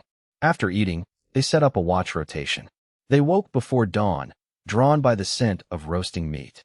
You roasted a whole roe deer? Huang Shan asked, impressed. I was on watch anyway, and rabbits weren't enough for everyone, I replied. They sat together, toasting buns and eating. I turned the 60-pound roe deer over the fire. The four of them devoured the entire deer. Your seasoning is incredible, brother-in-law. You have to teach me, Huang Shan praised. I smiled. My unique spice blends were far ahead of the current era's culinary standards. Let's keep searching. We can't face the village chief empty-handed. They were assigned specific sectors to sweep, and they had to complete the task thoroughly to ensure no area was left unchecked. This systematic grid search was the only reason they hadn't encountered other groups in the forest. I and the others resumed our hunt, covering our designated, albeit large, area. Stop by. That's a cliff ahead. If you fall, we'll just be collecting a corpse, so don't bother. I paused. My eagle-eye tracking senses had picked up a faint, lingering scent of perfume, far more distinct than the nearly imperceptible trace of humans. I was certain someone had been there, though I couldn't fathom how they had passed through. We've come this far. Let's check. If we miss something, the village chief will say we weren't diligent. Huang Shan shrugged and agreed to my insistence. Fine, we have time. Let's take a look. They scoured the cliff edge, but found nothing. Even my sharp eyes saw nothing below. Strange. The scent trail didn't end. Should we go down? The cliff was 20 meters deep, a fatal drop. Even if the ground below wasn't solid rock, a fall from that height would be lethal. I stopped looking. There's no path, and we don't have ropes. No one could have gone down there. I doubted my own senses. The scent clearly indicated someone had lingered here. Yet, my vision, equivalent to an eagle eye, saw nothing in the brush below. Huang Shan urged me to move on. I sighed, frustrated, wondering if my nose had failed me. Women rarely entered the forest for hunting, as it was considered bad luck. Thinking I'd found a lead, I kicked a small mound of dirt in frustration. A bone emerged. Huang Shan picked it up to inspect it. Doesn't look like animal bone. But it can't be from the missing people. They've only been gone 2 days. Obviously, I retorted. It's weathered and old. You can't even tell if it's human. They decided to dig. Using their wood-chopping knives, they unearthed more bones. It's a burial. The whole skeleton is here, except for the skull. Huzi recoiled in fear. He was young and had never seen human remains before. Calm down, I said. It's clearly an old grave. It's nothing to panic about. I patted Huzi's shoulder. While Huzi was brave in a fight, finding a headless corpse was understandably unsettling. The bones are old, but the soil is damp. It was disturbed recently, within the last few days. But who buried it? And where is the head? Why no marker? The lack of a rotting stench confirmed the bones were ancient. The forest floor had far stronger odors from dead animals. Could the missing people have found this and left to investigate? Huang Shan shook his head. The bones are too old to be a new discovery. They probably just stumbled upon it, got curious, and buried it before moving on. If they buried it, where did they go? They realized the missing group might have descended the cliff, perhaps having brought the bones up from below. What now? Report to the village head or search the bottom. They surmised the missing group had likely gone down to investigate, met with an accident, and were now trapped. Let's report it, I suggested. If they're trapped, we need backup. 7 or 8 people, including soldiers, couldn't get out. We can't handle this alone. They agreed. Requesting reinforcements was the safest course of action. Huzi, Huang Hai, go back and get help. I and Huang Shan will wait here. The 2 men grabbed their rifles and hurried back. I and Huang Shan waited for an hour until reinforcements arrived around 10 a.m. A lieutenant in uniform approached them briskly. Where are the remains? He had clearly been briefed by Huzi and Huang Hai. I pointed to the bones they had laid out. Old bones, but buried recently? Where? Huang Shan pointed to the shallow pit near the cliff edge. The officer, Chun Sheng, inspected the soil and nodded. He shook their hands. I'm Chun Sheng. Thank you for the lead. I'll get you my contact info later. Call me if you ever need help.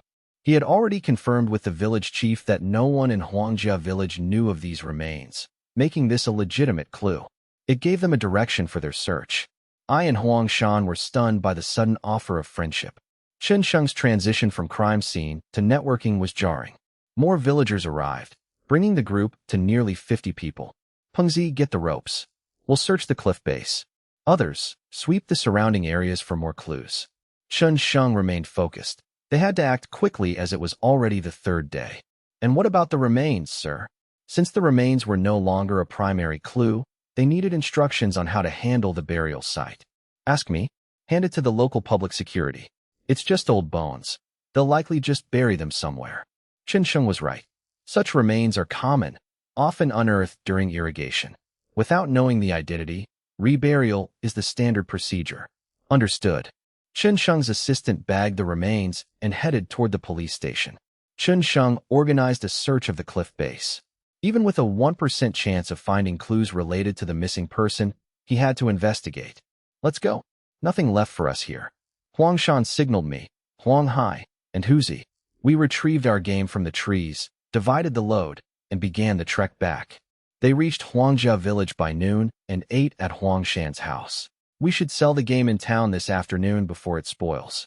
April weather is mild, but meat spoils quickly. Factories won't risk buying stale goods, as it could lead to accusations of bribery or negligence. Management prefers inaction over error. If the meat is bad, they simply reject it. If a scandal occurs, someone must take the fall for potential kickbacks. I'll borrow an ox cart and go with you. Huang Shan went to secure the cart. A young man like Huang Hai wouldn't have the same influence with the village head. Experience and status mattered. With the ox cart secured, they prepared to depart. I, Huzi, and Huang Hai loaded the game, bid farewell to old man Huang, and headed for the county town. The ox cart was slower than a donkey cart, but sturdier, allowing all three to ride comfortably. Xiaoyu, will they mind me tagging along? Should I wait outside? Huang Shan worried that his presence might jeopardize my connection at the steel mill. I understood the concern. Factories were cautious. They didn't want random hunters bringing in questionable goods or risking sabotage. The security department existed specifically to prevent enemy agents from infiltrating or poisoning supplies.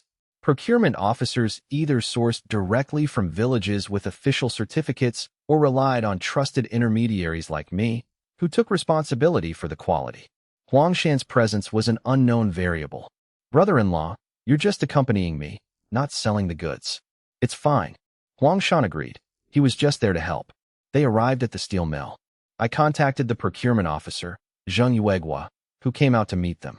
Brother Zheng, have a smoke. Sorry for the trouble. Zheng Yuegua, seeing his money tree, welcomed them inside.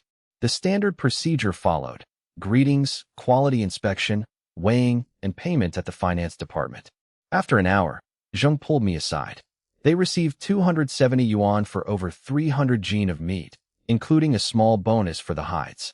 Brother Yu, we'll wait outside, Huzi said, taking Huang Shan away. I and Zheng moved to a quiet spot to smoke. Why the secrecy, Brother Zheng? I had to be careful with that stranger around. The 4 job slots are confirmed. You can start the onboarding process next month. Do you want all 4? I couldn't discuss this in front of outsiders. These slots were technically transfers to relatives. Selling them openly was out of the question. Some things are done, but never spoken of. That big guy is my brother-in-law, not an outsider. He's one of the 4. I wouldn't bring a stranger to you. I clarified the situation to ease Zheng's suspicion, proving I was discreet and reliable. Haha, I trust you, brother. I smiled, knowing Zheng had been worried. Do you have the introduction letters, or should I bring the payment next time? Zheng preferred a cash-on-delivery approach to ensure security. Next time, bring the money, and I'll have the letters ready. Understood, thank you. I provided the names, my brother-in-law, Huang Shan, Huang Hai, and my older brother, Shenggur. On the way back, I discussed the cost with Huang Shan. It was a massive sum, but I insisted I would cover it for now. An iron rice bowl was a life-changing opportunity, far superior to farming and worth every penny. Suyu, you gave the factory spot to us? What about you? Didn't you want to work there? I shook my head, feigning a reason. I urged my brother-in-law to accept, explaining that farming offered no future without large-scale land ownership. Dreaming of wealth while tilling soil was futile. Fine, I'll discuss it with second brother and get back to you. Regardless of my decision, I appreciate the gesture. I smiled. This was a strategic investment in relationships, ensuring that if I became wealthy later, my close kin wouldn't grow resentful. If a childhood friend returns home driving a car while you remain a manual laborer, the dynamic inevitably shifts. Even if the wealthy party remains humble, the other will feel uncomfortable. It is an unavoidable reality. By helping them prosper first, I ensure their future gratitude, preventing myself from becoming isolated without anyone to confide in. Go on, I'll take the ox cart back. Here is your 54 yuan. I split the hunting proceeds, 60% for myself, 40% shared between Huang Shan and Huzi. I handed the money directly to Huzi to ensure Huang Shan accepted his share. Don't be modest, brother-in-law. It's the mountain rule. If you don't take it, Huzi won't feel comfortable taking his. You can't work for nothing. Huang Shan finally accepted the money, pocketed it, and drove the ox cart away after bidding them farewell. I and Huzi walked toward the crossroads where the paths diverged to Sanshuiwan and Huangjia Village. They parted ways, chatting and joking as they headed home, arriving before dark. I immediately biked to my brother-in-law's house, arriving around 3 p.m. Oh, third brother? Why are you here? Seeing my sister, Su Li, washing clothes in the yard, I frowned. She quickly explained, "Don't worry, these are just our clothes. Don't cause trouble." Su Li was touched by my protectiveness but feared the consequences. Fortunately, the intimidation from her brothers and the village chief had curbed her in-laws' abuse. The village chief had reprimanded the family, fearing that my previous public outburst would reflect poorly on his own leadership during the collective era. The chief acted not out of concern for Su Li, but to avoid scrutiny from commune leaders regarding his village's reputation. Don't worry, sister. I'm reasonable. As long as they aren't dumping all the work on you, I won't interfere. Hearing the commotion, the second sister-in-law peeked out, but retreated instantly upon seeing me, still terrified from our last encounter. Su Li shrugged. See? You scared her. Is this your version of being reasonable? Come inside. I'll get you water. Where is my brother-in-law? Is he in the fields? Please call him. I have something to discuss. I didn't plan to stay. I needed to report back to Shengur and had no time to linger. You came for him? I thought you were here to see me. I rolled my eyes. I had seen her just a month ago. There was nothing to miss. Wait here, I'll go get him. She left. The rest of the family stayed hidden, avoiding the menace that was me. Wu Jinxing soon hurried back with Su Li. Third brother, what brings you here? My brother-in-law was simple and honest. I didn't expect perfection, only that he treated my sister and Yaya well. I explained the plan. The steel mill is hard work, but I'll use my connections to get the sub-district office to arrange housing so you can bring my sister. Once your residency is transferred, you'll have a grain ration. I'll find my sister a job at the sub-district office too. You'll start as an apprentice at 15 yuan, and after 6 months, you can test for level 1, earning over 20. I'll find you a good mentor. I knew exactly which masters were willing to train apprentices. Whether it was Zhengyu Kingdom or Wei Huaid, they held influence. Even as a purchasing agent, Zhengyu Kingdom could trade favors for help. I planned to donate 200 jin of meat to the sub-district office to secure my sister a job. To the director, this was a political achievement. Whether it was cleaning streets or making matchboxes, it was a small favor for the office to grant. These temporary roles were stepping stones toward a permanent position. I knew that if only the husband had a ration, the wife would become a burden. This was why many city dwellers avoided marrying rural women. They couldn't afford the extra mouth. 2 working adults could manage, but 1 was a struggle. With no family planning, households were large, making the financial burden even heavier. I refused to let my sister become a burden or lose status in her marriage. I had to solve both their livelihoods. Otherwise, the resentment of poverty would eventually destroy the couple's bond. If the husband worked himself to death only to go hungry, he might eventually look elsewhere, harming my sister.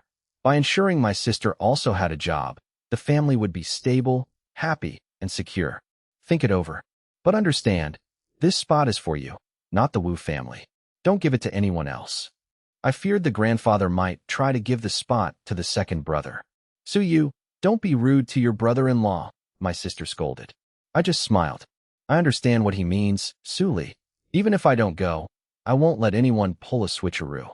Wu Jinxing wasn't stupid. He understood my warning about his father's favoritism. Haha, don't mind me, brother-in-law.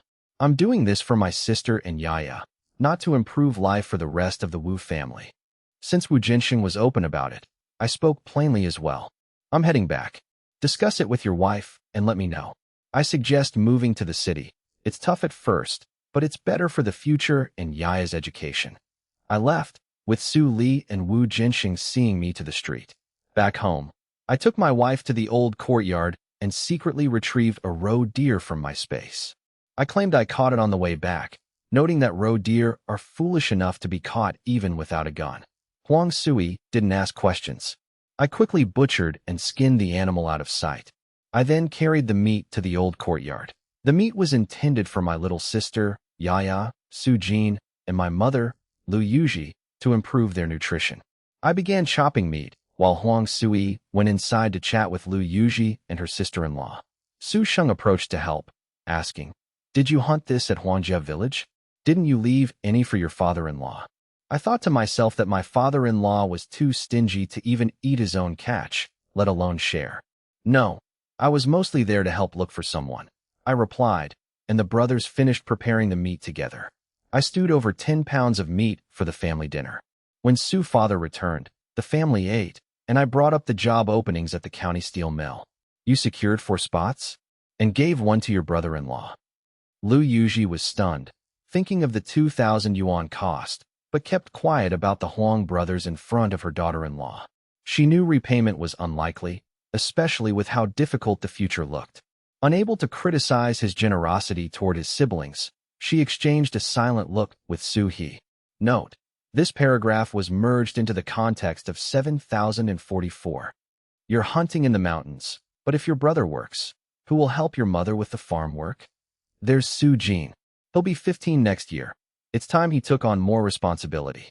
Su Jin, mid-bite, stared at his third brother in shock. He felt the label of pillar of the family was ridiculous given his status at home. "But I'm still in school. Why am I the main labor force?" he protested. He tried to argue for his rights, fearing he would be treated like a donkey. Note: this paragraph was merged into the context of 7051. His protest was ignored, and the family tacitly accepted my proposal. In the village, 15-year-olds often worked, and Su Jin was simply the youngest son who had been spared until now. A difficult year of farm work awaited him. Su Sheng said he would discuss it with his wife, Li Xiuqin. I respected their autonomy, offering opportunities without forcing them. I believed life shouldn't be judged solely by material gain. I wouldn't force my will on others, even if I believed I was right. I and Huang Sui left. While Lu Yuji grumbled about my wastefulness, Su Sheng began discussing the job with Li Xiuqin. I wasn't worried about Su Sheng, who could commute by bike, unlike Wu Jinxing, whose home was too far. Note: this paragraph was merged into the context of 7059. Did you really give my brother 2 spots? Couldn't you have given one to Brother Daong? Huang Sui asked. She worried about the labor shortage at her parents' home if both brothers left. She wouldn't have minded both brothers working, as factory jobs were superior to farming. Note: this paragraph was merged into the context of 7063. I pulled her close, whispering, "Call me husband again." Huang Sui blushed. Such terms were rare and considered improper at the time. Note: this paragraph was merged into the context of 7066. While husband was sometimes seen as a derogatory term from the Qing dynasty, I had redefined it for them. Note: this paragraph was merged into the context of 7068. I held her tightly, ignoring her playful struggles. "Stop it. We haven't even washed up," she protested. I, ignoring hygiene, carried her to the bed and locked the door. Outside, the dog Heisey whined at the door while the couple enjoyed their intimacy. The sounds of the night blended with the dog's whimpers. "Quiet, you stupid dog," I cursed. Lying in bed with Huang Sui, I lit a cigarette and scolded the dog. Without a proper kennel, the dog was anxious and wanted to sleep inside. The dog eventually quieted down. Huang Sui rolled her eyes at her husband's bravado and fell asleep. The next day, I resumed training the young eagle, determined to unlock new skills. I declined Huzi's invitation to hunt, determined to master a new skill before doing anything else. I spent the entire day training the young eagles. I focused on a single, achievable action to trigger the system's skill acquisition. After 10 hours, I succeeded. Status: I-19, Physique 25, Strength 35, Speed 25, Stamina 30. Inventory: Space, 3 cubic meters. Skills: Fishing LV3, Archery Limit Break LV1, Tracking LV9, Animal Taming LV3, Krav Maga LV9, Butchery LV7, Rock Climbing LV7, Marksmanship LV8, Carpentry LV5, Parkour LV7. Points. 0. My dog training skill merged into animal taming, dropping from LV5 to LV3. I considered this a net gain. Animal taming covers all species, but higher levels don't grant instant control. They provide deeper understanding and better training methodology. Expecting the young eagles to perform complex tasks immediately would be delusional. I gained extensive knowledge in training techniques, far surpassing the shallow information found in books. The system provided both knowledge and practical experience, allowing me to begin training immediately. The training became significantly smoother. The eagles finally understood my intentions. Soon, the 3 birds were independent enough to be released, as they would return upon hearing my whistle. Though raised on raw meat, they were affectionate toward me, though they feared my younger sister and Yaya. Fortunately, they learned to return home. My initial training was complete. While LV3 animal taming was sufficient, I lacked the points to upgrade it further. Unlike marksmanship or carpentry, upgrading this skill wouldn't yield immediate results. It only increased the potential for future complex tasks. It was a craft, not an instant outcome, so I was content. The eagles were currently useless for hunting, as they lacked specific training to signal prey or hunt independently. I settled the birds and returned inside, where an unexpected visitor awaited. Chen Sheng? Why are you here? Chen Sheng arrived with his subordinate, Pengzi, and my brother-in-law, Huang Shan. Chen Sheng gestured to the room, and I reluctantly let them in. Chen Sheng offered polite, empty pleasantries to my wife, Huang Sui, promising a gift later. I felt uneasy.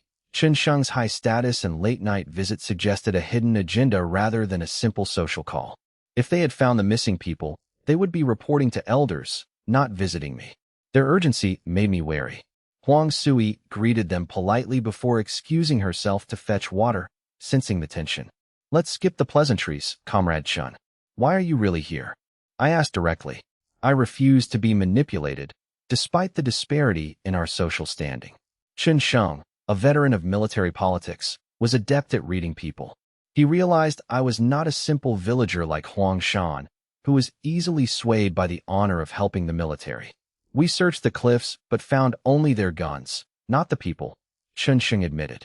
He questioned me about my behavior at the cliff, noting that only I had lingered when others wanted to leave. I felt a flash of anger at the implication that I was hiding something. I knew Huang Shan had likely bragged about me, unaware of the subtext. I was annoyed by Chen Sheng's condescending attitude, treating us as if our help was a minor favor to be dismissed with empty promises. I realized Chen Sheng viewed us as expendable, intending to pay us off and forget us. I knew the reality. I had no leverage to demand more than what was offered. In this world, the rescuer rarely holds power over the rescued. I understood the social gap. If we were equals, my help would be significant, but here, it was just a transaction. Despite the rhetoric of equality, status dictated everything. Comrade Chen, are you questioning me? I stood up. I recognized Chen Sheng's verbal trap and refused to play along. If Chen Sheng wanted to act superior, I would rather burn the bridge than be manipulated. I wasn't a naive youth. I knew that favors without mutual respect were worthless. Calm down, Comrade Su. It's a misunderstanding, Chen Sheng said, backtracking. My sudden movement startled Huang Sui and confused Huang Shan, who finally realized the tension. What do you mean, Comrade Chen? We helped you, and now you suspect my brother-in-law. Huang Shan demanded. Huang Shan stood up to support me, creating an awkward standoff. Huang Sui returned to de-escalate the situation. Why are you all getting so heated? Let's talk like guests, she said. She sat her brother down, and I followed suit. Chen Sheng sighed in relief, realizing he had nearly ruined his chance to find the missing people. He was smart enough to know I had spotted something others missed, but his arrogance had nearly cost him. Chen Sheng's habit of manipulation had backfired against someone who refused to be controlled. Chen Sheng was capable, but his social conditioning had blinded him to the fact that I was not a man to be trifled with. I, with my superior experience and modern sensibilities, found the arrogant protagonist trope outdated. I believed that regardless of status, basic respect was essential when asking for help. Chunxing quickly realized his attitude had alienated me and acknowledged his own mistake. Fortunately, Huang Sui mediated, preventing a fallout that would have wasted everyone's time. Comrade Su Yu, I apologize for my attitude. I know you are capable. Please help me save these people. I am deeply grateful. As a lieutenant colonel, Chunxing knew how to swallow his pride to achieve his goal of finding the missing people. He was desperate. His sister and his former superior's children were among the missing. He would endure any insult to save them. These compound youths were privileged but prone to trouble, often bonding through activities like hunting. Seeing me unmoved, Chunxing prepared to bow. I stopped him, acknowledging that while Chin's initial attitude was poor, I didn't want to be petty. However, I refused to be bullied. I wasn't a pushover, and escalating the conflict would benefit no one. Stop that. Also, how are you so sure I can find them? I was confident but cautious, refusing to make absolute promises. You went to the cliff edge, so you must have a method. You're a hunter. I'm sure you have unique tracking skills. In this era, extraordinary talents, like Qigong masters, were not unheard of, so tracking skills were plausible. My hesitation made Chunxing even more certain that I was the key to finding his sister. Chunxing turned to Huang Sui to plead his case. I don't understand the details, but they are begging for help. If you can save those 8 lives, please do. Moved by Chunxing's desperation and reminded of her own brothers, Huang Sui felt compelled to intervene. She spoke up, driven by empathy. Huang Sui didn't want to interfere in my decisions, but she couldn't ignore the situation. I, who hated trouble, was swayed by my wife's request. My wife asked me to help, so I will. But I can't guarantee success, and my services aren't cheap. I demanded tangible compensation, rejecting empty promises or favors that could be rescinded. I insisted on a clear transactional relationship to avoid future misunderstandings. I didn't believe in the pricelessness of human favors between strangers. Promises of eternal gratitude were, to me, meaningless.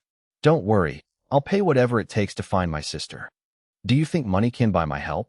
Chunxing realized his mistake and promised. If you find my sister, you are my brother. I will risk my life to help you in the future. I accepted this with a smile, though I knew such promises were often temporary. It was enough for now. I didn't need to be a vampire, just secure a future favor. I had my own needs, such as my brother-in-law's employment, and this connection would be useful. Fine, let's go.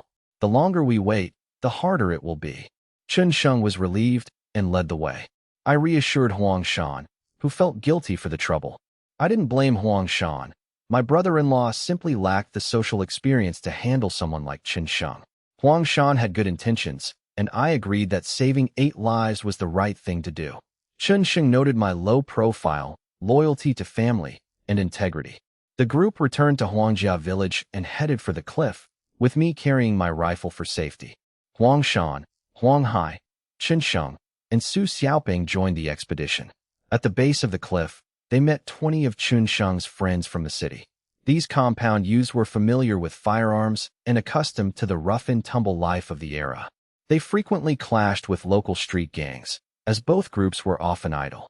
Chunxing introduced me as the expert and the Huang brothers as local guides. This was the formal introduction. I acknowledged the group with a nod. One of the men offered their full support. They trusted Chunxing's judgment. I don't need help yet. Chunxing, show me where you found the rifles. Despite the darkness, they used flashlights to lead me to the recovery sites. They showed me the bushes where the first rifle was found. 3 rifles were found, meaning they likely still have 5. I knelt at the site, attempting to use my tracking skill to reconstruct the events. I failed. The site had been trampled by the searchers, obscuring the original tracks. Let's check the other locations. They moved to the next site, hundreds of meters away. The second site was also compromised, but I looked for undisturbed ground nearby to determine the group's trajectory. By connecting the locations of the discarded rifles, I hoped to deduce their path. I quickly discovered footprints in the grass that did not belong to their group, confirming they belonged to the missing persons. Although the others didn't understand my actions, they deferred to Chunxing, who remained silent and trusted me.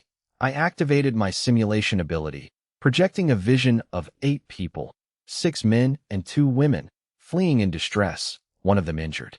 The group appeared to be arguing before heading off in a specific direction. Follow me, I commanded, tracking the simulated figures step by step.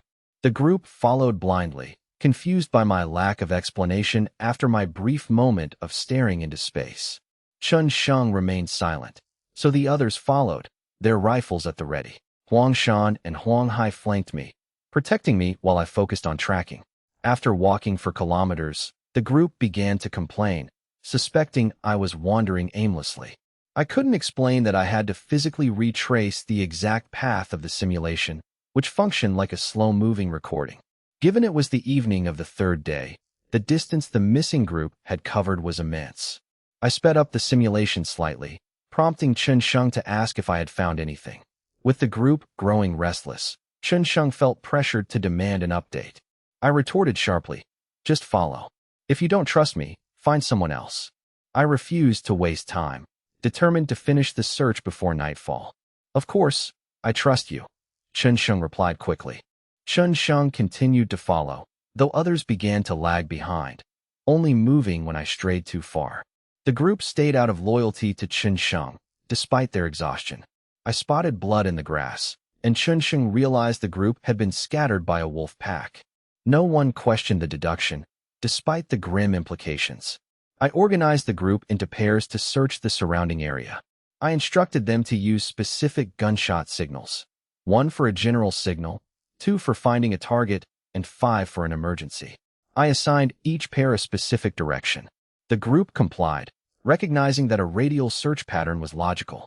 I directed them based on the paths I saw in my simulation, ensuring they would eventually intersect with the missing people. This assumed the missing were still alive and capable of signaling. Chun Sheng confirmed the orders, emphasizing the use of compasses to maintain their headings. With Chun Sheng's command, the search began. "Which way are we going?" Chun Sheng asked. I asked if the 2 women were Chun Sheng's sister and the granddaughter of his former superior. Chun Sheng confirmed, noting the news hadn't reached the superior yet. I asked who he prioritized finding first. Chun Sheng hesitated, but I didn't press him, heading toward the location of the sister I had identified in my simulation. I decided to prioritize the sister to maintain my bond with Chun Sheng, planning to rescue the other woman immediately after. I moved with incredible speed, leaving Huang Shan and Huang Hai far behind. Using my parkour skills, I navigated the dense thorns easily, while Chun Sheng struggled to keep pace. "Why did you stop? Are we lost?" Chun Sheng panted. I pointed ahead, my expression serious. Chun Sheng saw a ragged girl crouching on the ground, eating wild mushrooms. She burst into tears upon seeing them. Ran, don't cry. I'm here," Chun Sheng shouted. Chun Sheng rushed to her, ignoring the thorns that cut his arms and legs, and pulled her into an embrace. The girl, Chun Shaoran, limped and spat out the raw mushrooms. She sobbed about being unable to find the path, and Chun Sheng comforted her while checking her injuries. I arrived and inspected her leg, noting the torn clothing. "It's a sprain, but she needs a full checkup after eating those wild plants," I advised. I warned that raw, unwashed mushrooms could lead to poisoning. "Yes, I'll take you back immediately," Chun Sheng insisted. I thought to myself that Chun Sheng was forgetting his mission and the consequences of returning empty-handed. "Take her to safety, but we must continue searching for the others," I urged. Huang Shan and Huang Hai arrived, and Chun Sheng questioned his sister about the others. 2 gunshots echoed in the distance, the signal that others had been found. Chun Sheng carried his sister while asking for details, though she knew little beyond the chaos of the wolf attack. "Leave her with someone to guard her, and let's keep moving," I ordered. Chun Shaoran, though scared, understood the necessity of the mission. I didn't wait for Chun Sheng, who was distracted by his sister, and sprinted toward the sound of the shots. Chun Sheng watched me leave, choosing to stay with his sister for the night despite the urgency. I didn't wait for him, unwilling to be slowed down by sentimentality. Freed from Chun Sheng, I sprinted after the simulated figure. "Brother, will sisterly be okay?" Li Qiran had accompanied Chun Shaoran. Possessing a formidable background, she only came because she insisted. Chun Sheng felt guilty, though he never expected things to spiral this far. "She'll be fine. Tell me, Ran, how did you end up at the bottom of the cliff? Without the criminals, they should have been safe. Why go down, and why couldn't they climb back up?" Even if the women struggled, the 6 men, including 2 former soldiers, should have had the physical fitness to climb. We found a skull at the edge. Dabin joked around and tossed it to Sister Lee, who was too scared to catch it. It fell down the cliff. Sister Lee is Buddhist. She feared nightmares if she didn't bury the skull, feeling guilty for desecrating the remains. We found a slope to descend without ropes. Zhang Long, one of the soldiers, suggested tying belts together to climb down, claiming he could climb back up and pull us. It wasn't strange for a soldier to know climbing. He likely wanted to show off for the girls. Then what? Why did you all go down? The rope snapped, Zhang Long fell, and we had to slide down the slope to save him. We almost rescued him, but the people holding the rope slipped, and everyone slid down the steep slope, losing the rope in the process. Who's there? A figure emerged in the moonlight. I, carrying the missing Li Qiran. What happened? Is she okay? High fever, shock, and exhaustion. She's stable for now, but needs a hospital immediately. I'll arrange it. Take my sister too. I'll leave this to you. I owe you a big meal. I nodded. Brother-in-law, go with him. I'll bring the others back to the village first. I relented, knowing the 2 brothers were overprotective of their sister and wouldn't leave her side. I, Huang Shan, Huang Hai, Qin Sheng, Qin Shaoran, and the unconscious Li Qiran reached the cliff. I climbed up first and hoisted everyone else. Using a sturdy climbing rope Qin Sheng had prepared, my immense strength made the rescue swift. Go on, let my brother-in-law escort you back. Be careful. Huang Shan carried Li Qiran, Chun Sheng carried his sister, and Huang Hai led with a rifle as I descended to find the others. I met one of the searchers who had already located someone. With other areas empty, I spent the rest of the night searching every direction myself. By dawn, I found everyone. One man had a broken leg. I didn't ask how he survived the wolves. They returned to Huangjia Village. The 6 men, starving after 3 days, devoured all of my dried meat and water. Give them ginger brown sugar water to warm up, then light food. Once they recover, take the ox cart to the hospital. My orders were followed, and the group settled at Huang Shan's home. By dawn, everyone had eaten and warmed up. They had finally escaped the brink of starvation and dehydration. Despite the falls and wolves, they were lucky to survive, likely due to the deterrent effect of their firearms. The dense gunfire from 6 men was enough to scare off any wolf pack. Tell Chun Sheng I've completed the mission. I'm heading home. My family will be worried. I waved goodbye, leaving the others to handle the hospital transport. I returned home to breakfast with Huang Sui. I ate heartily, refusing sleep. Did you find them? She asked. Yes. Why are you cooking? I told you to sleep at the old courtyard. I did, but I knew you'd come back, so I made breakfast. I smiled and patted her head. Meanwhile, at the city hospital, Li Qiran woke up after an 4 drip. Chun Sheng bought her food, and she regained her strength. She asked about the rescue, feeling immense gratitude toward the expert who saved her life.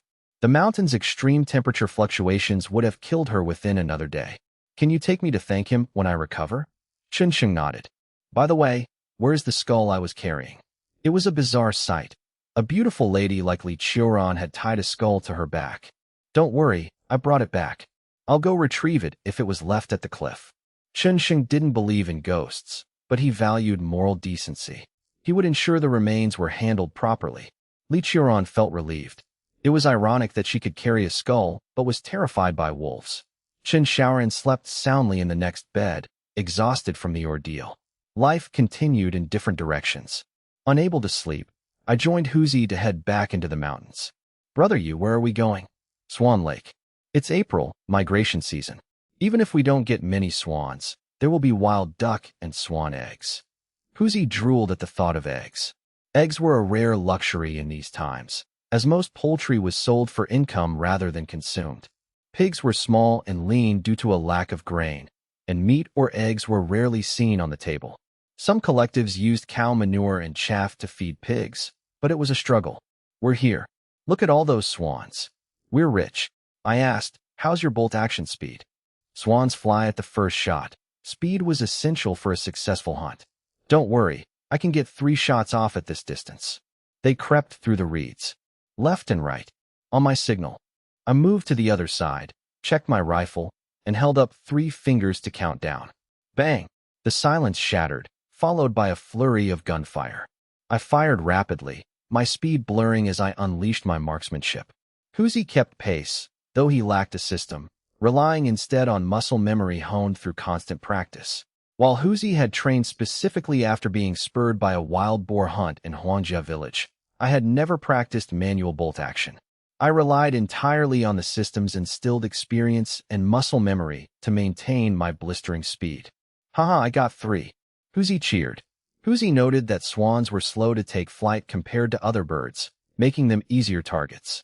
Their weight hindered their takeoff, allowing for easy hits, though retrieving them required a long trek. Good progress. Remember where they fell, or you'll be wasting your effort, I cautioned. Huzi strode toward the nearest swan, just tens of meters away. I easily located my own kills by tracking the scent of blood, far outpacing Huzi. Crap, brother, you help. Huzi suddenly shouted, and I sprinted toward him. Stop. It's a swamp. Don't come closer. Find a stick. If you get stuck too, we're both finished. I sighed. Are you stupid? What's that on your back? Why do you need a stick? Huzi realized he had forgotten the rope I always made him carry. Huzi tied the rope around his waist and tossed the other end to me. With the mud past his knees, Huzi struggled until my strength finally hauled him to safety. Gasping for air, Huzi exclaimed, "That was close. If you'd arrived any later, I'd be a goner." I rolled my eyes, sat on the grass, and tossed Huzi a cigarette. Smoke? To celebrate your second life. I lit my own and threw the matches to Huzi. Though Huzi didn't smoke, the near-death experience made him accept the offer to calm his nerves. He coughed violently after a puff. So harsh, what's the point of this? Ignoring him, I fashioned a loop with the rope and cast it toward Huzi's swan. After 3 attempts, I snagged a wing and dragged the swan to shore. There's your swan. Remember where the 3rd one is? I'll go grab it. Huzi sat on the ground, smoking and pointing out the location. I used my tracking skill to navigate safely around the swampy terrain. I returned with the swan, noting that Huzi's marksmanship on moving targets showed real dedication. Here, get up, clean off the mud, and let's look for eggs. Huzi was a mess, covered in mud and missing a shoe. Wait, I need to find my shoe. Huzi insisted. I can crawl over to distribute my weight, and you can pull me with the rope, Huzi suggested. I agreed. Walking back barefoot to Sanshuiwan would be impossible given the thorny terrain. It was merely a mud pit, not a true swamp, or Huzi would have been buried much deeper. Fine, tie yourself up and go. I sat and smoked, holding the rope while Huzi crawled toward the mud. I mocked Huzi's ridiculous posture as he dug for the shoe. Huzi eventually retrieved the shoe from the shallow mud. He wiped it with dry grass and put it back on. I grabbed my 5 swans, and they continued, Huzi now cautiously probing the ground with a stick. Found it, look here. I discovered a nesting site filled with wild duck eggs. Are these swan eggs? Huzi asked. Hardly. Swans don't usually lay eggs during migration, but maybe a few were careless, I joked. Huzi laughed. Regardless of the species, they were eggs. Such nests were rare, as many were raided by predators like snakes. The pair spent the day gathering a large haul of eggs from various nesting spots. Wait, we didn't bring sacks. How are we carrying these? The April harvest was much larger than their previous trip in February. Don't worry, I buried some sacks nearby on a previous trip, I lied. In reality, I pulled the sacks from my system storage, where I kept various survival gear.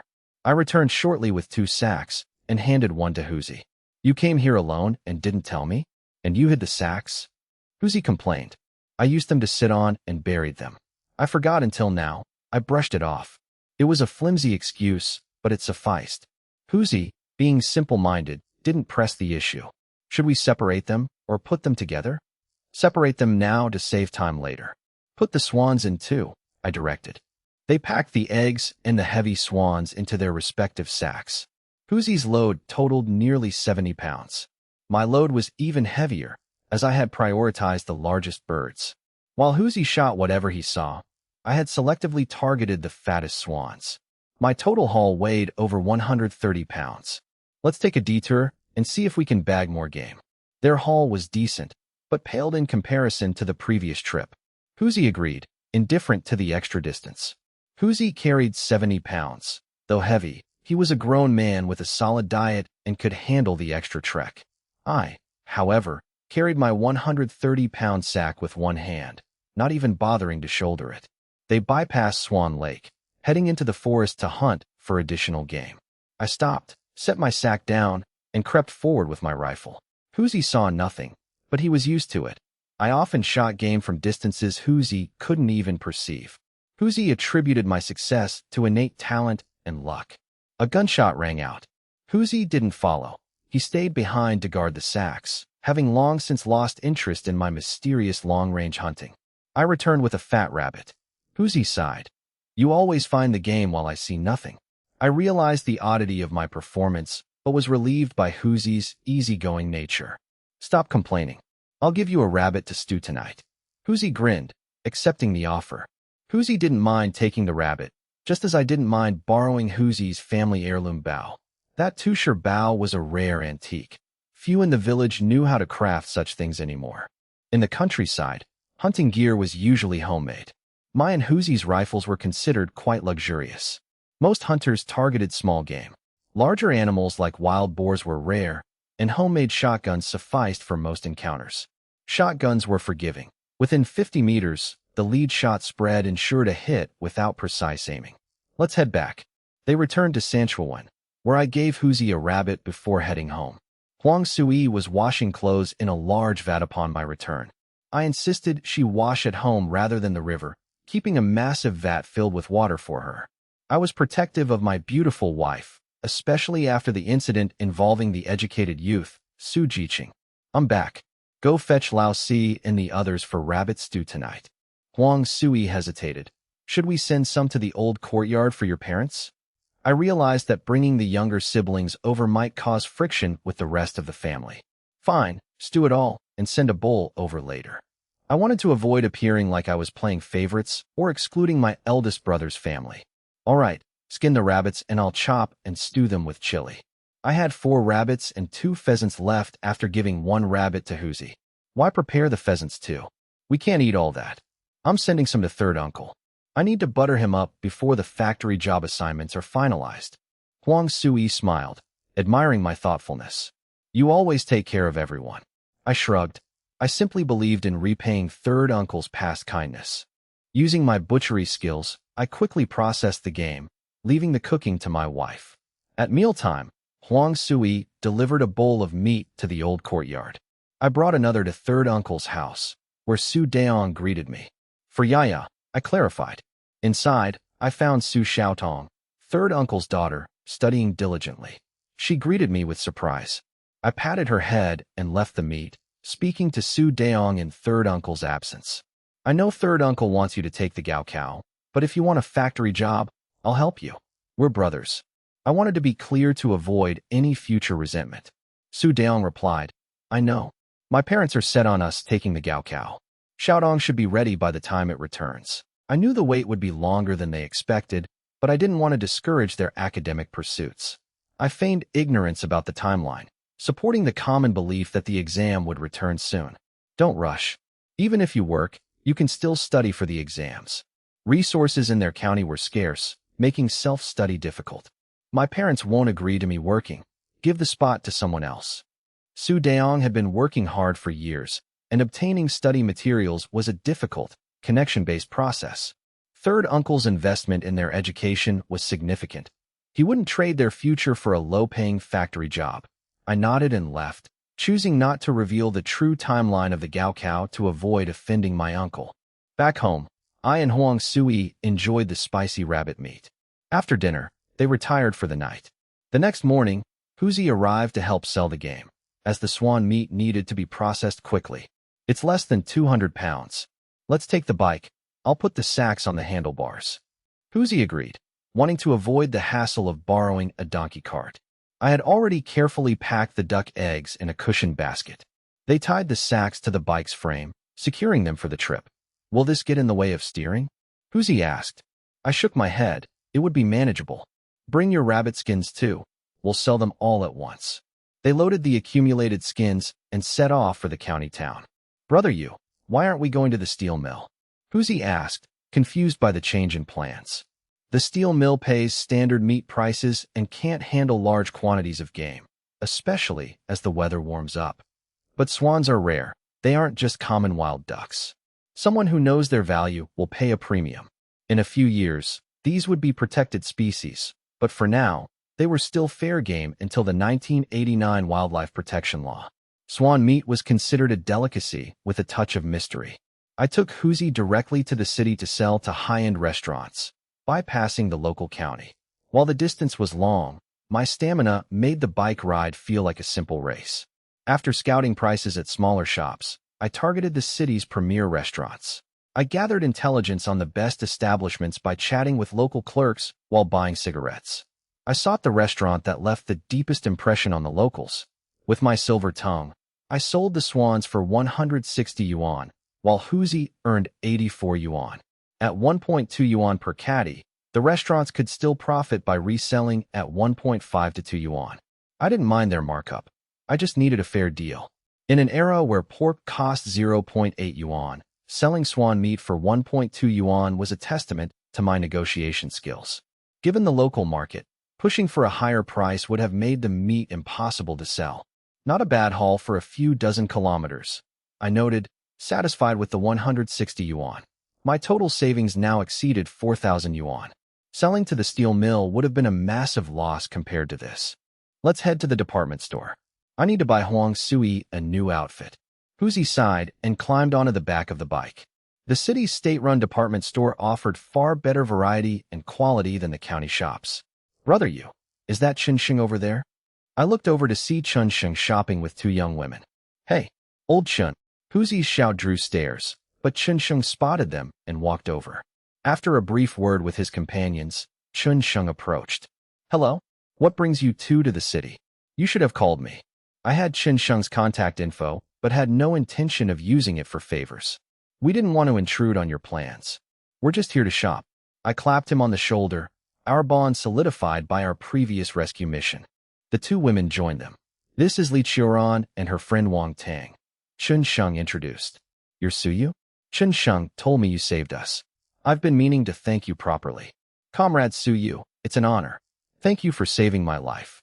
I shook her hand briefly, maintaining a polite distance. I'm Suyu. Meeting here is fate, but I'm hosting a meal for you later. No refusals. Li Qiuran was elegant and striking, fitting the aesthetic of the time perfectly. Yet, I sensed she was dangerous. I recalled how she had strategically hidden herself while unconscious to avoid predators. Carrying a skull as a memento suggested she was not a woman to be trifled with. I wanted to avoid complex entanglements with high-status, potentially cold-blooded individuals.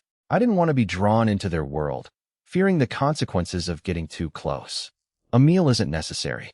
I need to shop for my wife, and you should rest, comradely. I hope the hint to leave was clear. That won't do. My grandfather taught me to repay debts.